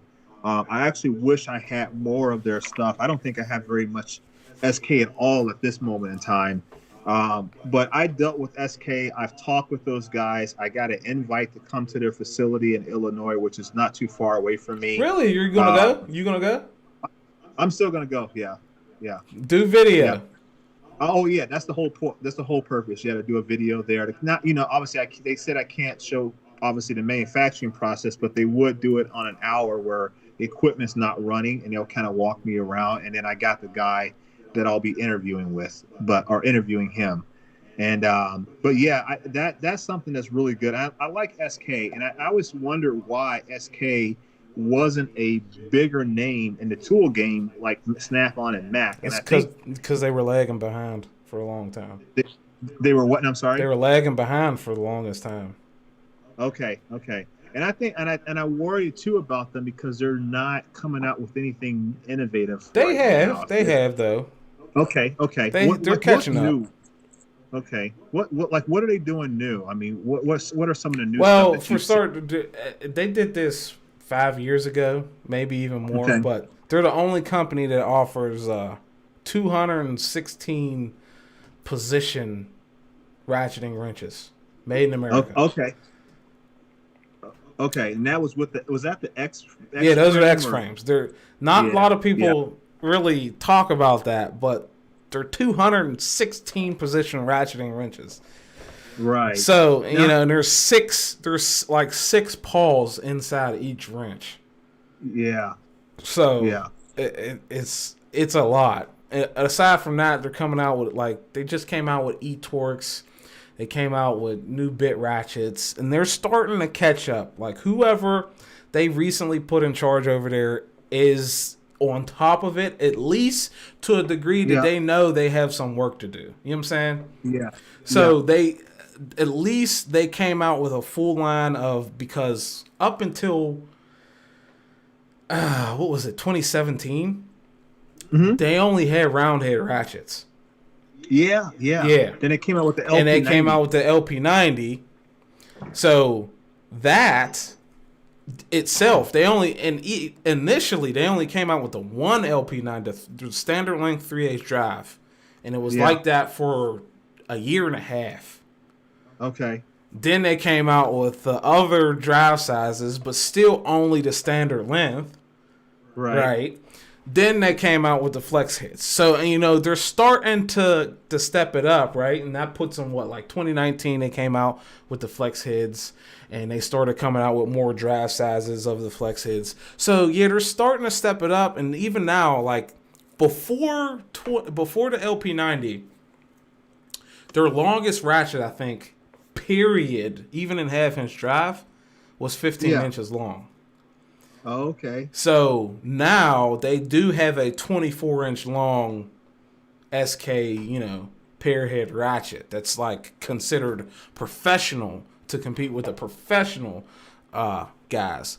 Because I think 10, 15 years ago, SK was more, and a lot of people thought this, so I think they leaned into it a lot, that they were more of an industrial tool brand. They were very so. And then in the last 10 years, they've really switched over to being more of an automotive one. Okay. So. Okay. Yeah.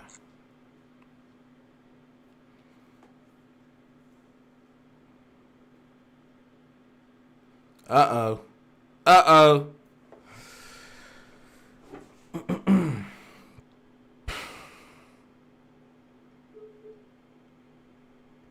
You there?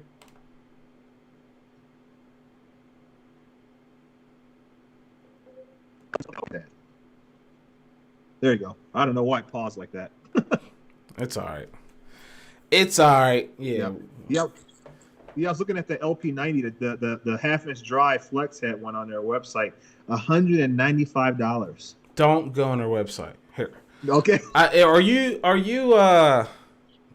watching the stream? You're looking at the comments, huh? Yeah, it was. Yeah. Yeah, you can see the stream. Okay, that's how you'll be able to see this.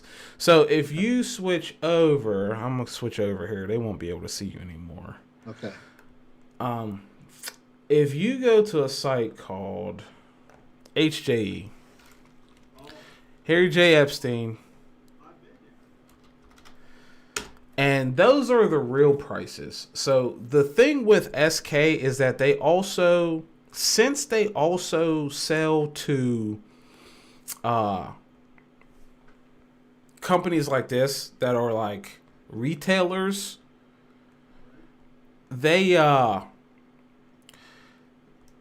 they also have tool trucks. So they kind of have to cater, like they kind of have to keep their prices so that the tool trucks, just like Snap-on, right? The price online is never going to be less than what you can buy it from a tool truck. You know what I'm saying? And it's the same way with SK. So how much did you say that was? It was $195 for the half-inch dry flex head. Oh, wow. So, yeah, it's the same price here. So they must have updated. It used to be that you can, hold on, let me see if I can do this. It used to be that you can, They got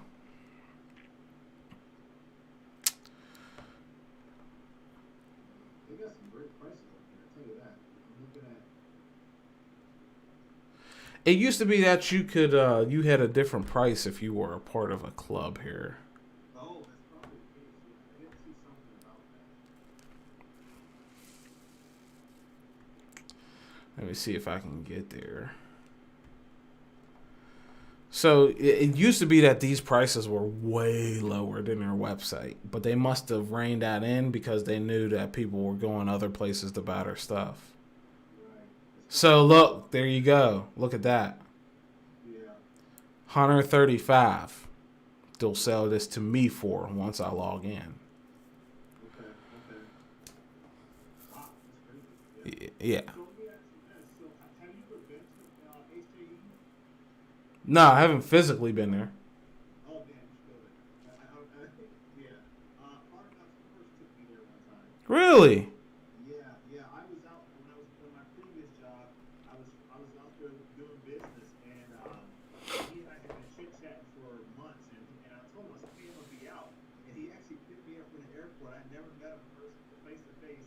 He was there, man. Johnny on the spot picked me up from the airport, and he and I hung out the whole day. Got barbecue and everything like that. He said, "All right, I gotta take you to two of my favorite tool places." So we went to HJE and we went to, I believe it was Clark's or another store. I can't think of the name of it, but There's Clark's and there's Blaine's Farm and Fleet or something like that. yeah, like his two favorite places, and I tell you, man, I mean, it's interesting to see the stuff on the website, but if you could imagine going into a tool shop from like 1920, but having all modern tools everywhere, like crates and baskets and buckets and boxes, and you go down and like to the basement, the walls were like all rusty and falling apart, and there's so many tools at SJE that when you go into the basement, you have to watch your head from hitting the rafters, for one. They've got shelves and shelves and boxes of tools, and the building is so old that it's starting to fall apart, so it's getting water into the basement, and the ceiling's caving in, and there's like boxes and boxes of SK tools and sockets that are covered in ceiling dust and dirt and grime and grit, and they're just rusting. They have so many tools that they're literally in boxes and they're rusting, sitting on the floor. Wow. And I was like a new YouTuber at the time, so I didn't even think about recording my visit while I was there. I wish that I had done that when I was there. It would shock people, the condition the stores in. However, they have some of the greatest salespeople, in the tool game. Really? I mean, they have great. Yeah. It's just I felt bad for the building because I felt like that building's not going to be around for another 20 years. It won't make it. Yeah, well, I've seen places like that. I went to a place called Hamilton's, and fortunately for that guy, he was actually buying other properties, so he had different buildings. So Right. if that one, went to shit just like you expected it to, because it was crumbling. There was like some older things inside of it. Yeah, it was in pretty rough shape. I never went to the basement though, but like it was pretty much like an old apartment building that he converted into like, and it's multiple stories. So he converted that into like a tool store. So you're like walking up the stairs, and it looks like, at one point, it looks like you're in an apartment building, but as soon as you get upstairs, it's like tools everywhere. It's weird. But that's how HAE is.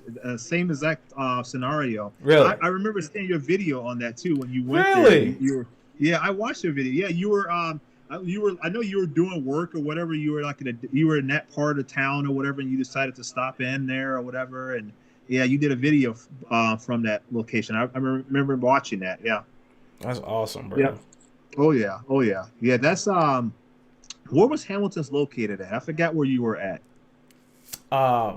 It was in, because I remember you said it was like a small town or something like that. It was like something like Newcastle, PA. Newcastle, New Beaver, something like that. Yeah.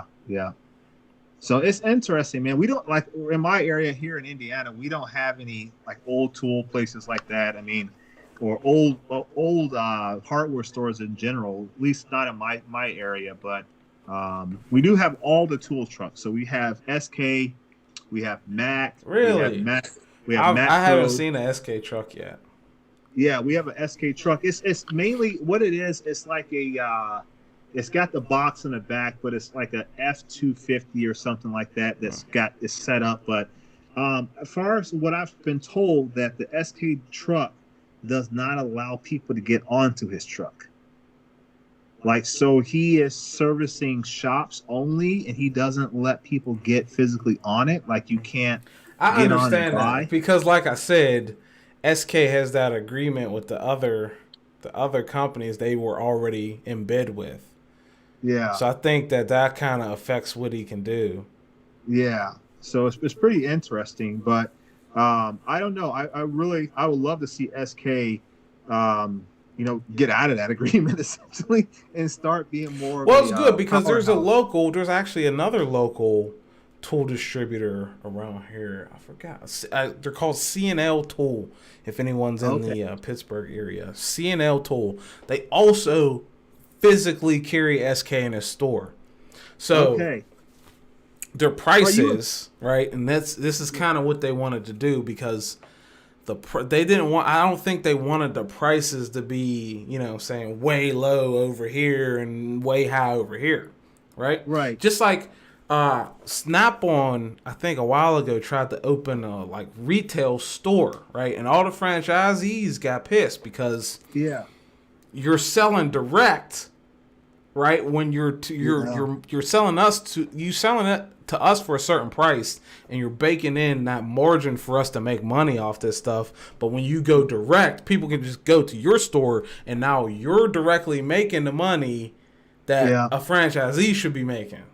Right. Yeah. Right. So I think that's kind of like what they wanted to do. They wanted to like level the prices out and make it so that like you couldn't get a really super good deal on their website or one of these retailers, right? These tool distributors. But you got these franchisees out here, and these new franchisees, right? With this new, SK is really new to it as far as everybody else is concerned. They didn't want them getting killed, because like, why would I buy from a tool truck when I could just go to the tool distributor?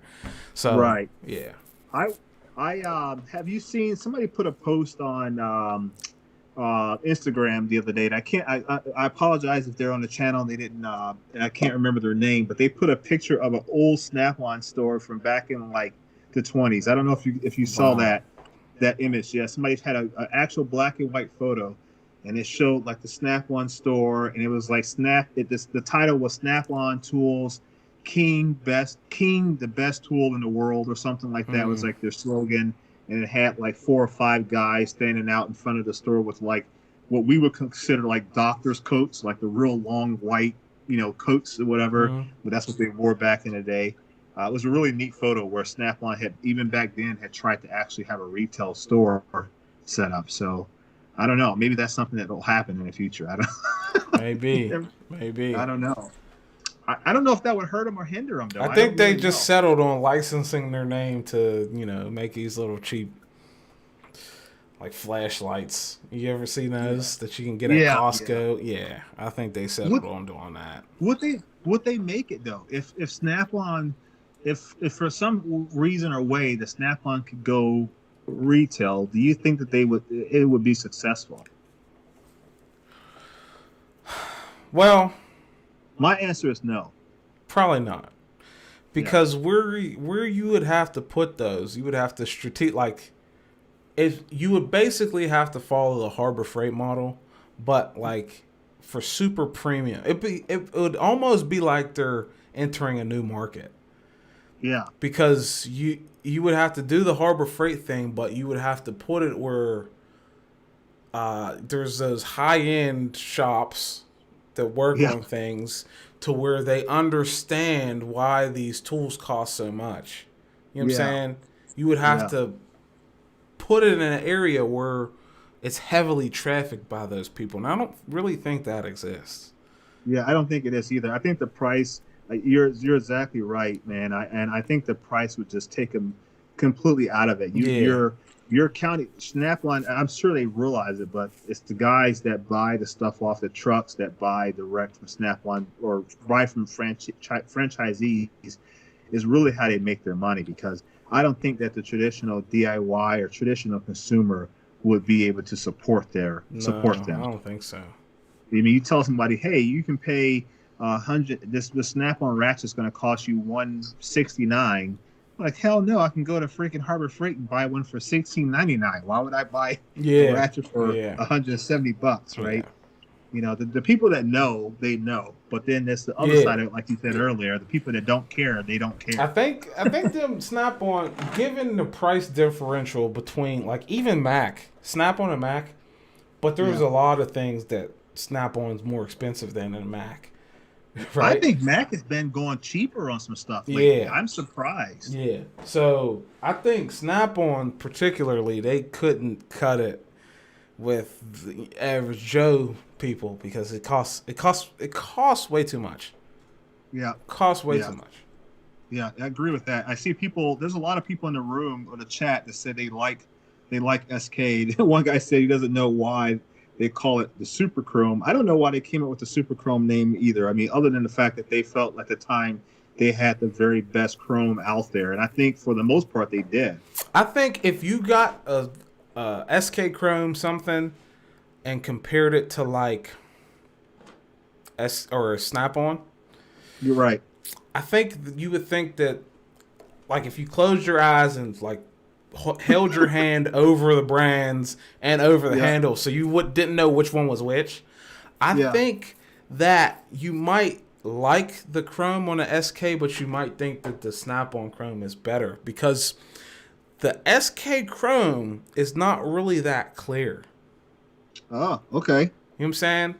It's very bright. It's so much brighter. It's very much brighter than like anyone else's. That's what they have everybody else beating when it comes to the Chrome, right? But it's the Snap-on clarity in the Chrome is much better than I agree with you on SKs. that. And I've got some older Chrome sockets like these two here. Like this one here is an SK, and I know the lighting doesn't do it justice. And this is a Snap-on. Yeah. And they're both about the same age. And I know you can't really see it, but the SK sockets, when they get older, they almost take on like a nickel finish, whereas the Snap-on stay more of that chrome look. Yeah. So you're exactly right. Nipros, that's like the clearest chrome out there. Oh, yeah. I know. I'm scared to say Nipros anymore. You school me on them now, so I'm scared. Yeah. They do have some really nice chrome. The job is great, and I did the video on them, and I got a lot of feedback. Great feedback. But like I said, the ratchets and stuff are so expensive, and like you mentioned earlier, the warranty the ability to warranty out the tools and all of that kind of stuff. I think it's going to be hurtful for them. What I've found is that, myself included, Americans, that, you know, especially guys that are older, that have been around, or their dad and their grandpa has kind of schooled them about Snap-on or Mac or SK. Those guys are diehards. You're not going to change a diehard's mind by introducing a tool to them, even if it is better. You may be able to prove to them with all the data in the world that tool is better. Half the time, those guys will be like, "It's made in Japan? Get that out of my face." Yeah, they're locked in for life. Yeah. I mean, they snap on or nothing, right? And then you got the other side of it, the far left side of it says, "Well, man, I don't care if it's not Harbor Freight. I'm not paying that money." You know, and then you got the in-between people that kind of, you know, can go either way depending on what the tool is and how bad they need it. So, you know, it's one of those things, you know. Yeah. But like Mac, I'm getting more into Mac. I don't know if you saw my Mac video. I got some Mac tools that they're not brand new. They're new to me, but I started picking up some Mac stuff. And I like their sockets. Like the chrome sockets. Now, does it say USA on that socket? Yes, sir, it does. Really? Yeah. Let me get one that's a little bit cleaner. I'll show it to you. Yeah, it is a USA made socket. Because theirs are hard to distinguish, like what is and isn't. Especially like online, you can't really tell what is or isn't. Yeah. This one here is so interesting about Mac tools. So okay, I have some Mac tools over here on my workbench that they're shot. I got to warranty them out. So I call Mac Tools. I'm like, hey, want to get a warranty claim submitted. I never worked with you guys as far as a warranty before, so what do I need to do? So I gave them the list of part numbers, and the lady was really, really helpful. Helped me figure out what was obsolete, what was replaced, etc. Shout out to Mac Tools. They are behind in warranting tools like months. So for anybody needing to send in a tool because they don't have access to a Mac Tools truck, it could be as long as a month and a half to get that tool back. Wow. Well, I got to interrupt you right there, right? Because I said I was going to do something for you. And a lot of guys are ducking out right now. So I want to get this in before a lot of you guys leave, right? So good night to all you guys signing off, but stick around for just 30 more seconds because if you go subscribe to Midwest Tool Review, right, I will send you this for free, and we and him will figure out who to pick, right? But you're going to have to be subscribed to Midwest Tool Review. This is the Coast A8R pocket flashlight, right? So subscribe to Midwest Tool Review. Get this. You get entered in a chance to win this pocket light right now. That is so awesome. That is so awesome. I feel like I need to add something to it. I don't know. You don't have to. You don't have to. Yeah, I appreciate it, man. That's good looking out. I really appreciate that. Yeah, I can use it. We're sitting at roughly 2,600 subs right now. We're going hard. We're trying to get as many as we possibly can. And, but yeah, we should be a lot bigger than what we are as far as the channel goes. But, in time, and, yeah, I felt that way too. I felt that way too. You just got to keep at it. Yeah. I love it, man. Like I said, every once in a while I get some sponsors now. Like I got a couple sponsors that are hooking me up. Big shout out to Ulsa Tools. Those guys have been helping me out a lot with everything. So we're starting to get a little recognition. So it feels good. I'm happy about that. And I'm doing honest reviews of what I get. Trying to let people know what I think. And I shoot the disclaimer out. I'm not using these tools day in, day out.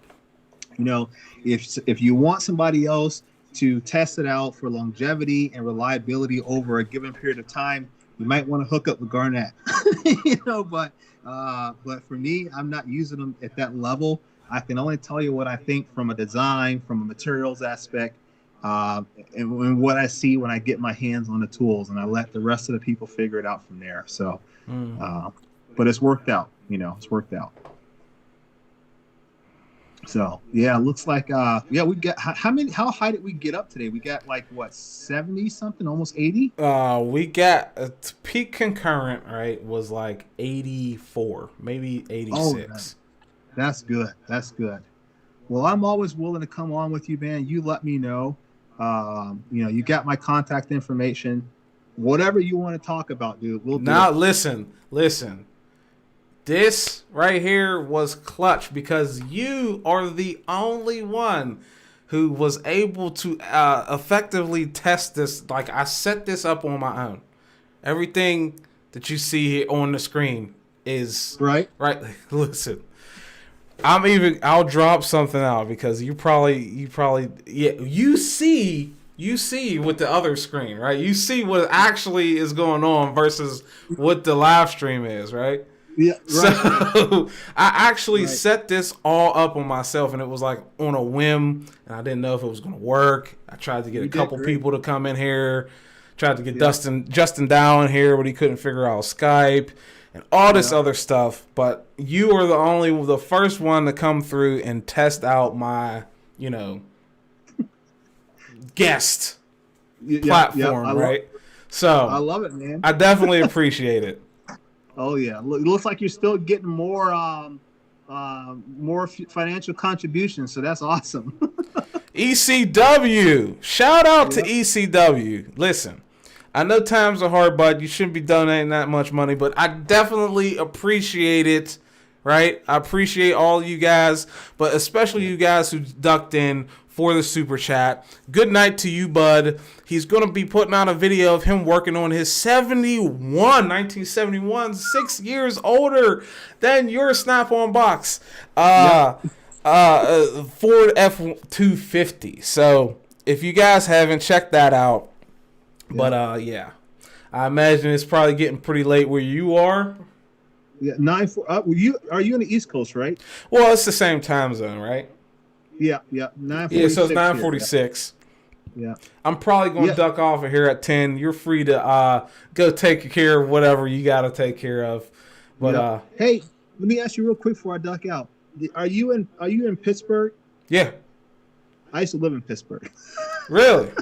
Yeah, I used to live off of right across from the Ohio River. It's like is it Allegheny or whatever it is, or I can't think of the name of the street, but it was right across from the Ohio River, like literally across the street is the Ohio River, very close to that big, what is it, that tram or whatever that takes you off the main road up the mountainside or whatever there in Pittsburgh.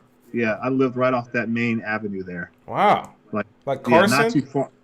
Huh? Like Carson Street? Yeah, exactly. That's where I lived at. You lived on Carson? Yeah. Wow. Yeah. How long ago? That was 2003. Yeah. Carson's a little different today. It is a little different, yeah. Yeah. I don't think anyone can live on Carson anymore. Yeah, I think it was like East Carson Street or something like that, if I remember correctly. East Carson, yep. Yeah. Is it that bad? Like, what happened? Like on the further end, going back, like away from the city, is like the south side, right? So that's Drunky Bar Alley. Oh. So like for like 2 miles, like no, not 2 miles, for a solid mile, there's like nothing but bars and restaurants down the street, right? Then you get into Station Square, which is like right there, but there's like nothing else. There's like really no living amenities on Carson anymore. Oh wow! Yeah, we had a house right off of Carson Street, East Carson. Like, look right across from the river. Yeah. Yep. Yeah, that's crazy. Unless you're talking about like way down East Carson, but I think they changed that up. I was down Carson all the way to the point where you go a little bit further down, you have to make like a left-hand turn because there was like a shopping mall or a little outlet mall. Oh, so that's like McKee's Rocks. It may be. Yeah. I'm not sure. Yeah, I can't remember. Yeah. But it was that was in 2003. I was out there working for a company called Respironics is what it was called. They made breathing apparatus. Really? For sleep apnea. Yeah. Wow, that's different. Oh yeah, I was an engineer out there a long, long time ago. So young buck back in the day. Wow. So, yep. All right, Garnett, I'm out of here, man. I appreciate the invite to the live stream tonight. So, like I said, shoot me a text or whatever anytime, man. I'm more than happy to come on. Always willing to support the channel and lots of stuff to always talk about. So, Appreciate it. Appreciate all it. right, man. Listen, if you want, you can be a regular guest. I don't know how often I'll do this, but hey, dude, you let me know, man. If you want to do a regular guest thing, I'm all for it. So, you bring up the topics or whatever, and I'm there. All right. So, okay. All right. Peace, guys. I appreciate it. Have Thank a good you. one. Guys, make All sure right. you subscribe to Midwest Tool Review for an entry into winning this right here. Oh, But yeah. we'll Appreciate see you, it. bud. Have a good All one. right. See ya. You too. All right, later.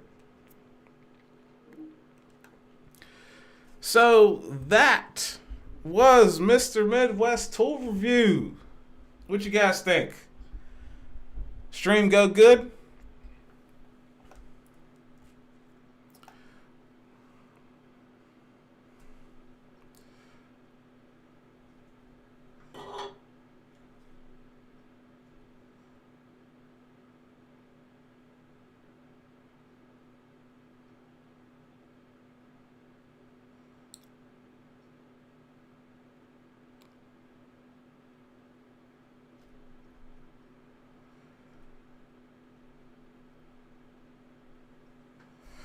Appreciate it, Barefoot. If there's anything you guys want to ask here at the end, like I said, I'll be taking questions until 10 o'clock. That's 10 more minutes. And yeah, we had a very good discussion. Great one, right? And as always, right, as from now on, right, I'm going to be taking these clips and these things I think that are going to be very interesting for you guys to look at. Nice little snippets or highlights of this stream, like they're a podcast, right? And I'm going to clip those down and put them out on YouTube for you guys to see, because no one should have to sit through 2 hours and 17 minutes of his live stream, right? No one really tunes in for that after these are posted live, right?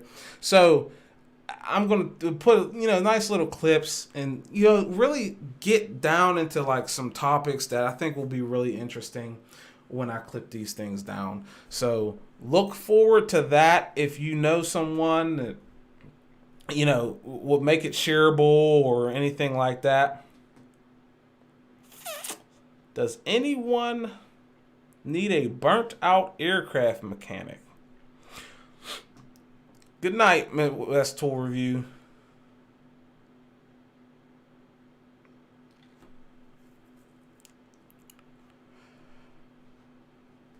Matco is still hanging in there.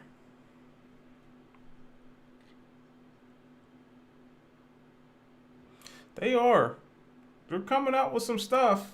They're stepping it up. I think it's because they cheapened out. They went a little bit cheaper. A lot of their tools are on the lower end. Like I did the comparison earlier in this video or this live stream to some of the crow's foots and stuff. But a lot of that stuff is offshore, right? So I don't know how good it is or how bad it is. I haven't seen a Matco truck in a long time.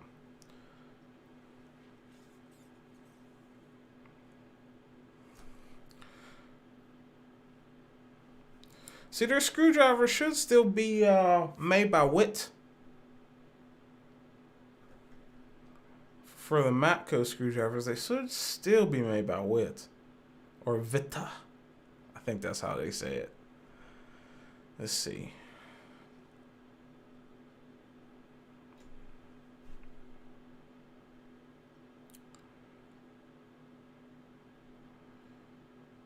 Yeah, Barefoot, it is sad that Armstrong's gone. There's a lot of comments here, guys. I appreciate you guys hanging out with me tonight. It's actually not Barefoot. Tell me what you want to know that's USA made, and I'll find it for you right now. Tell me. Tell me. I'll find a USA made version of what you want right now. I mean, maybe physically in person, but not as far as online.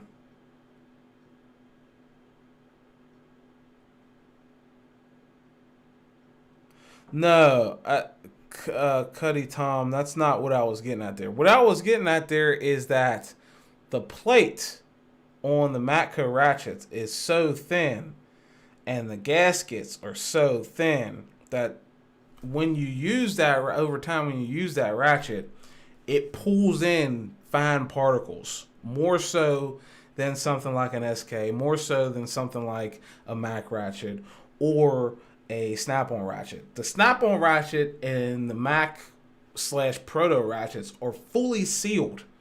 The SK is semi-sealed, where the plate is thick, gaskets thick.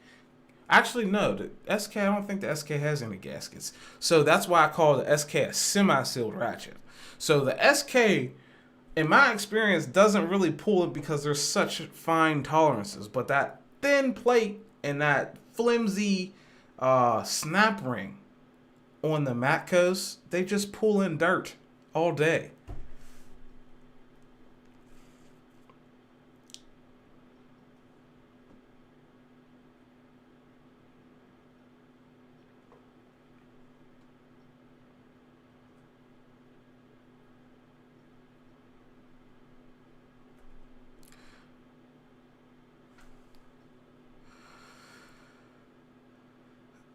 Where in Pittsburgh is there Tekton Tools? I don't know. I really don't know.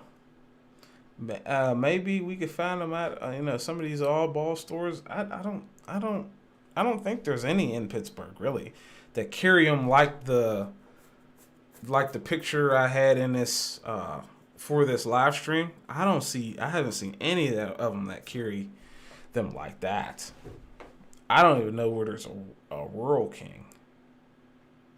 Around me, at least. There's a Tractor Supply, but even then, they don't really carry that much tools the few times I've been in there. And that's far. That's pretty much not Pittsburgh anymore once you get to Tractor Supply. No name found. What's going on, bud? You say you've been here before we had 200 subs?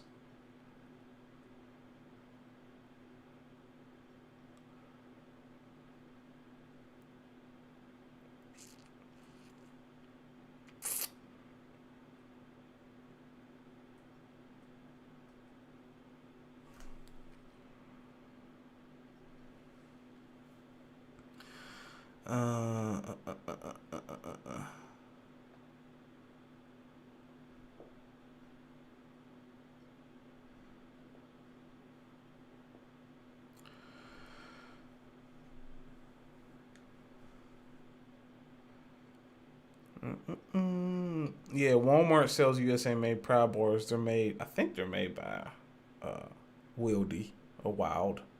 One of those two. Either them or Mayhew. Is Black Hawk made in USA? Yeah, I don't know. I don't think the new stuff is, but there might be. There definitely could be because Black Hawk is a proto brand technically. So, a lot of proto stuff still made in USA. Walmart, those. Can you do a cartoon wrench like the Bear does? Nah, I can't do that. But the Bear can't do a stream like I can with guests, so I don't know. You know what I'm saying? You decide who's better. You know what I'm saying? The Bear might, take some words from an engineer as 100% fact, where I use common sense and be like, no, that's BS. So you tell me who's better.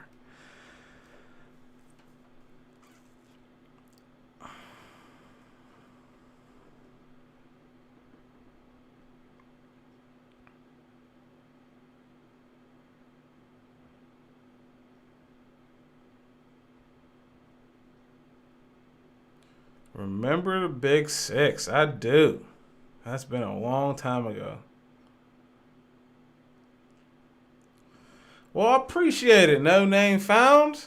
finally stepping up. We make some interactive content around here, right?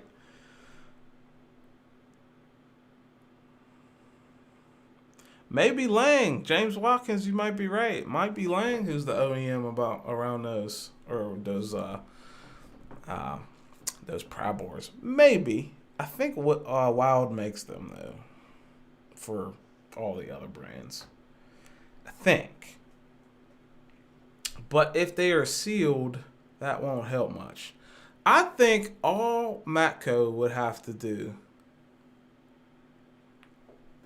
All Matco would have to do is make a plate, bolt a plate there, and like I said, put the nipple in the back of the gear, and you have a perfect product. It's the ratchet itself is thinner than most other ones, and I think that's actually why they won't do it, because if they put a recess or carve out the back of that gear, it'll actually make it weaker than most of them because everyone else's gear is thicker than theirs. And it's because their ratchet is so thin at the head. It's a little bit of a trade-off, and I think they're making the wrong decision there. You need to make sure the ratchet is durable for a long amount of time versus being thinner than, the competition.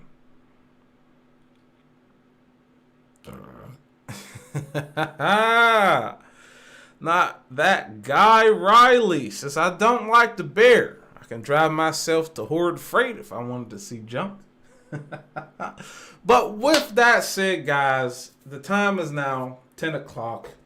I have to wind down. I have some classes to attend on forklifts, stuff like you see in the back of this picture. I have some classes to attend on learning about new systems on some of these things. So I will see you guys in a later video. Thank you guys, about 86 to 90 of you guys, for hanging out with me. Extra special thanks. I wish I could go back to the thing and see how many of you guys donated, because that would be like, which one of you guys, definitely ECW, definitely Midwest. Who else donated? I don't know if it'll go that far back. Doesn't. See, that's ridiculous. But thank you guys for hanging out with me. Thank you guys for sticking around this long. I appreciate the hell out of you guys. And I will see you in the next one. Peace.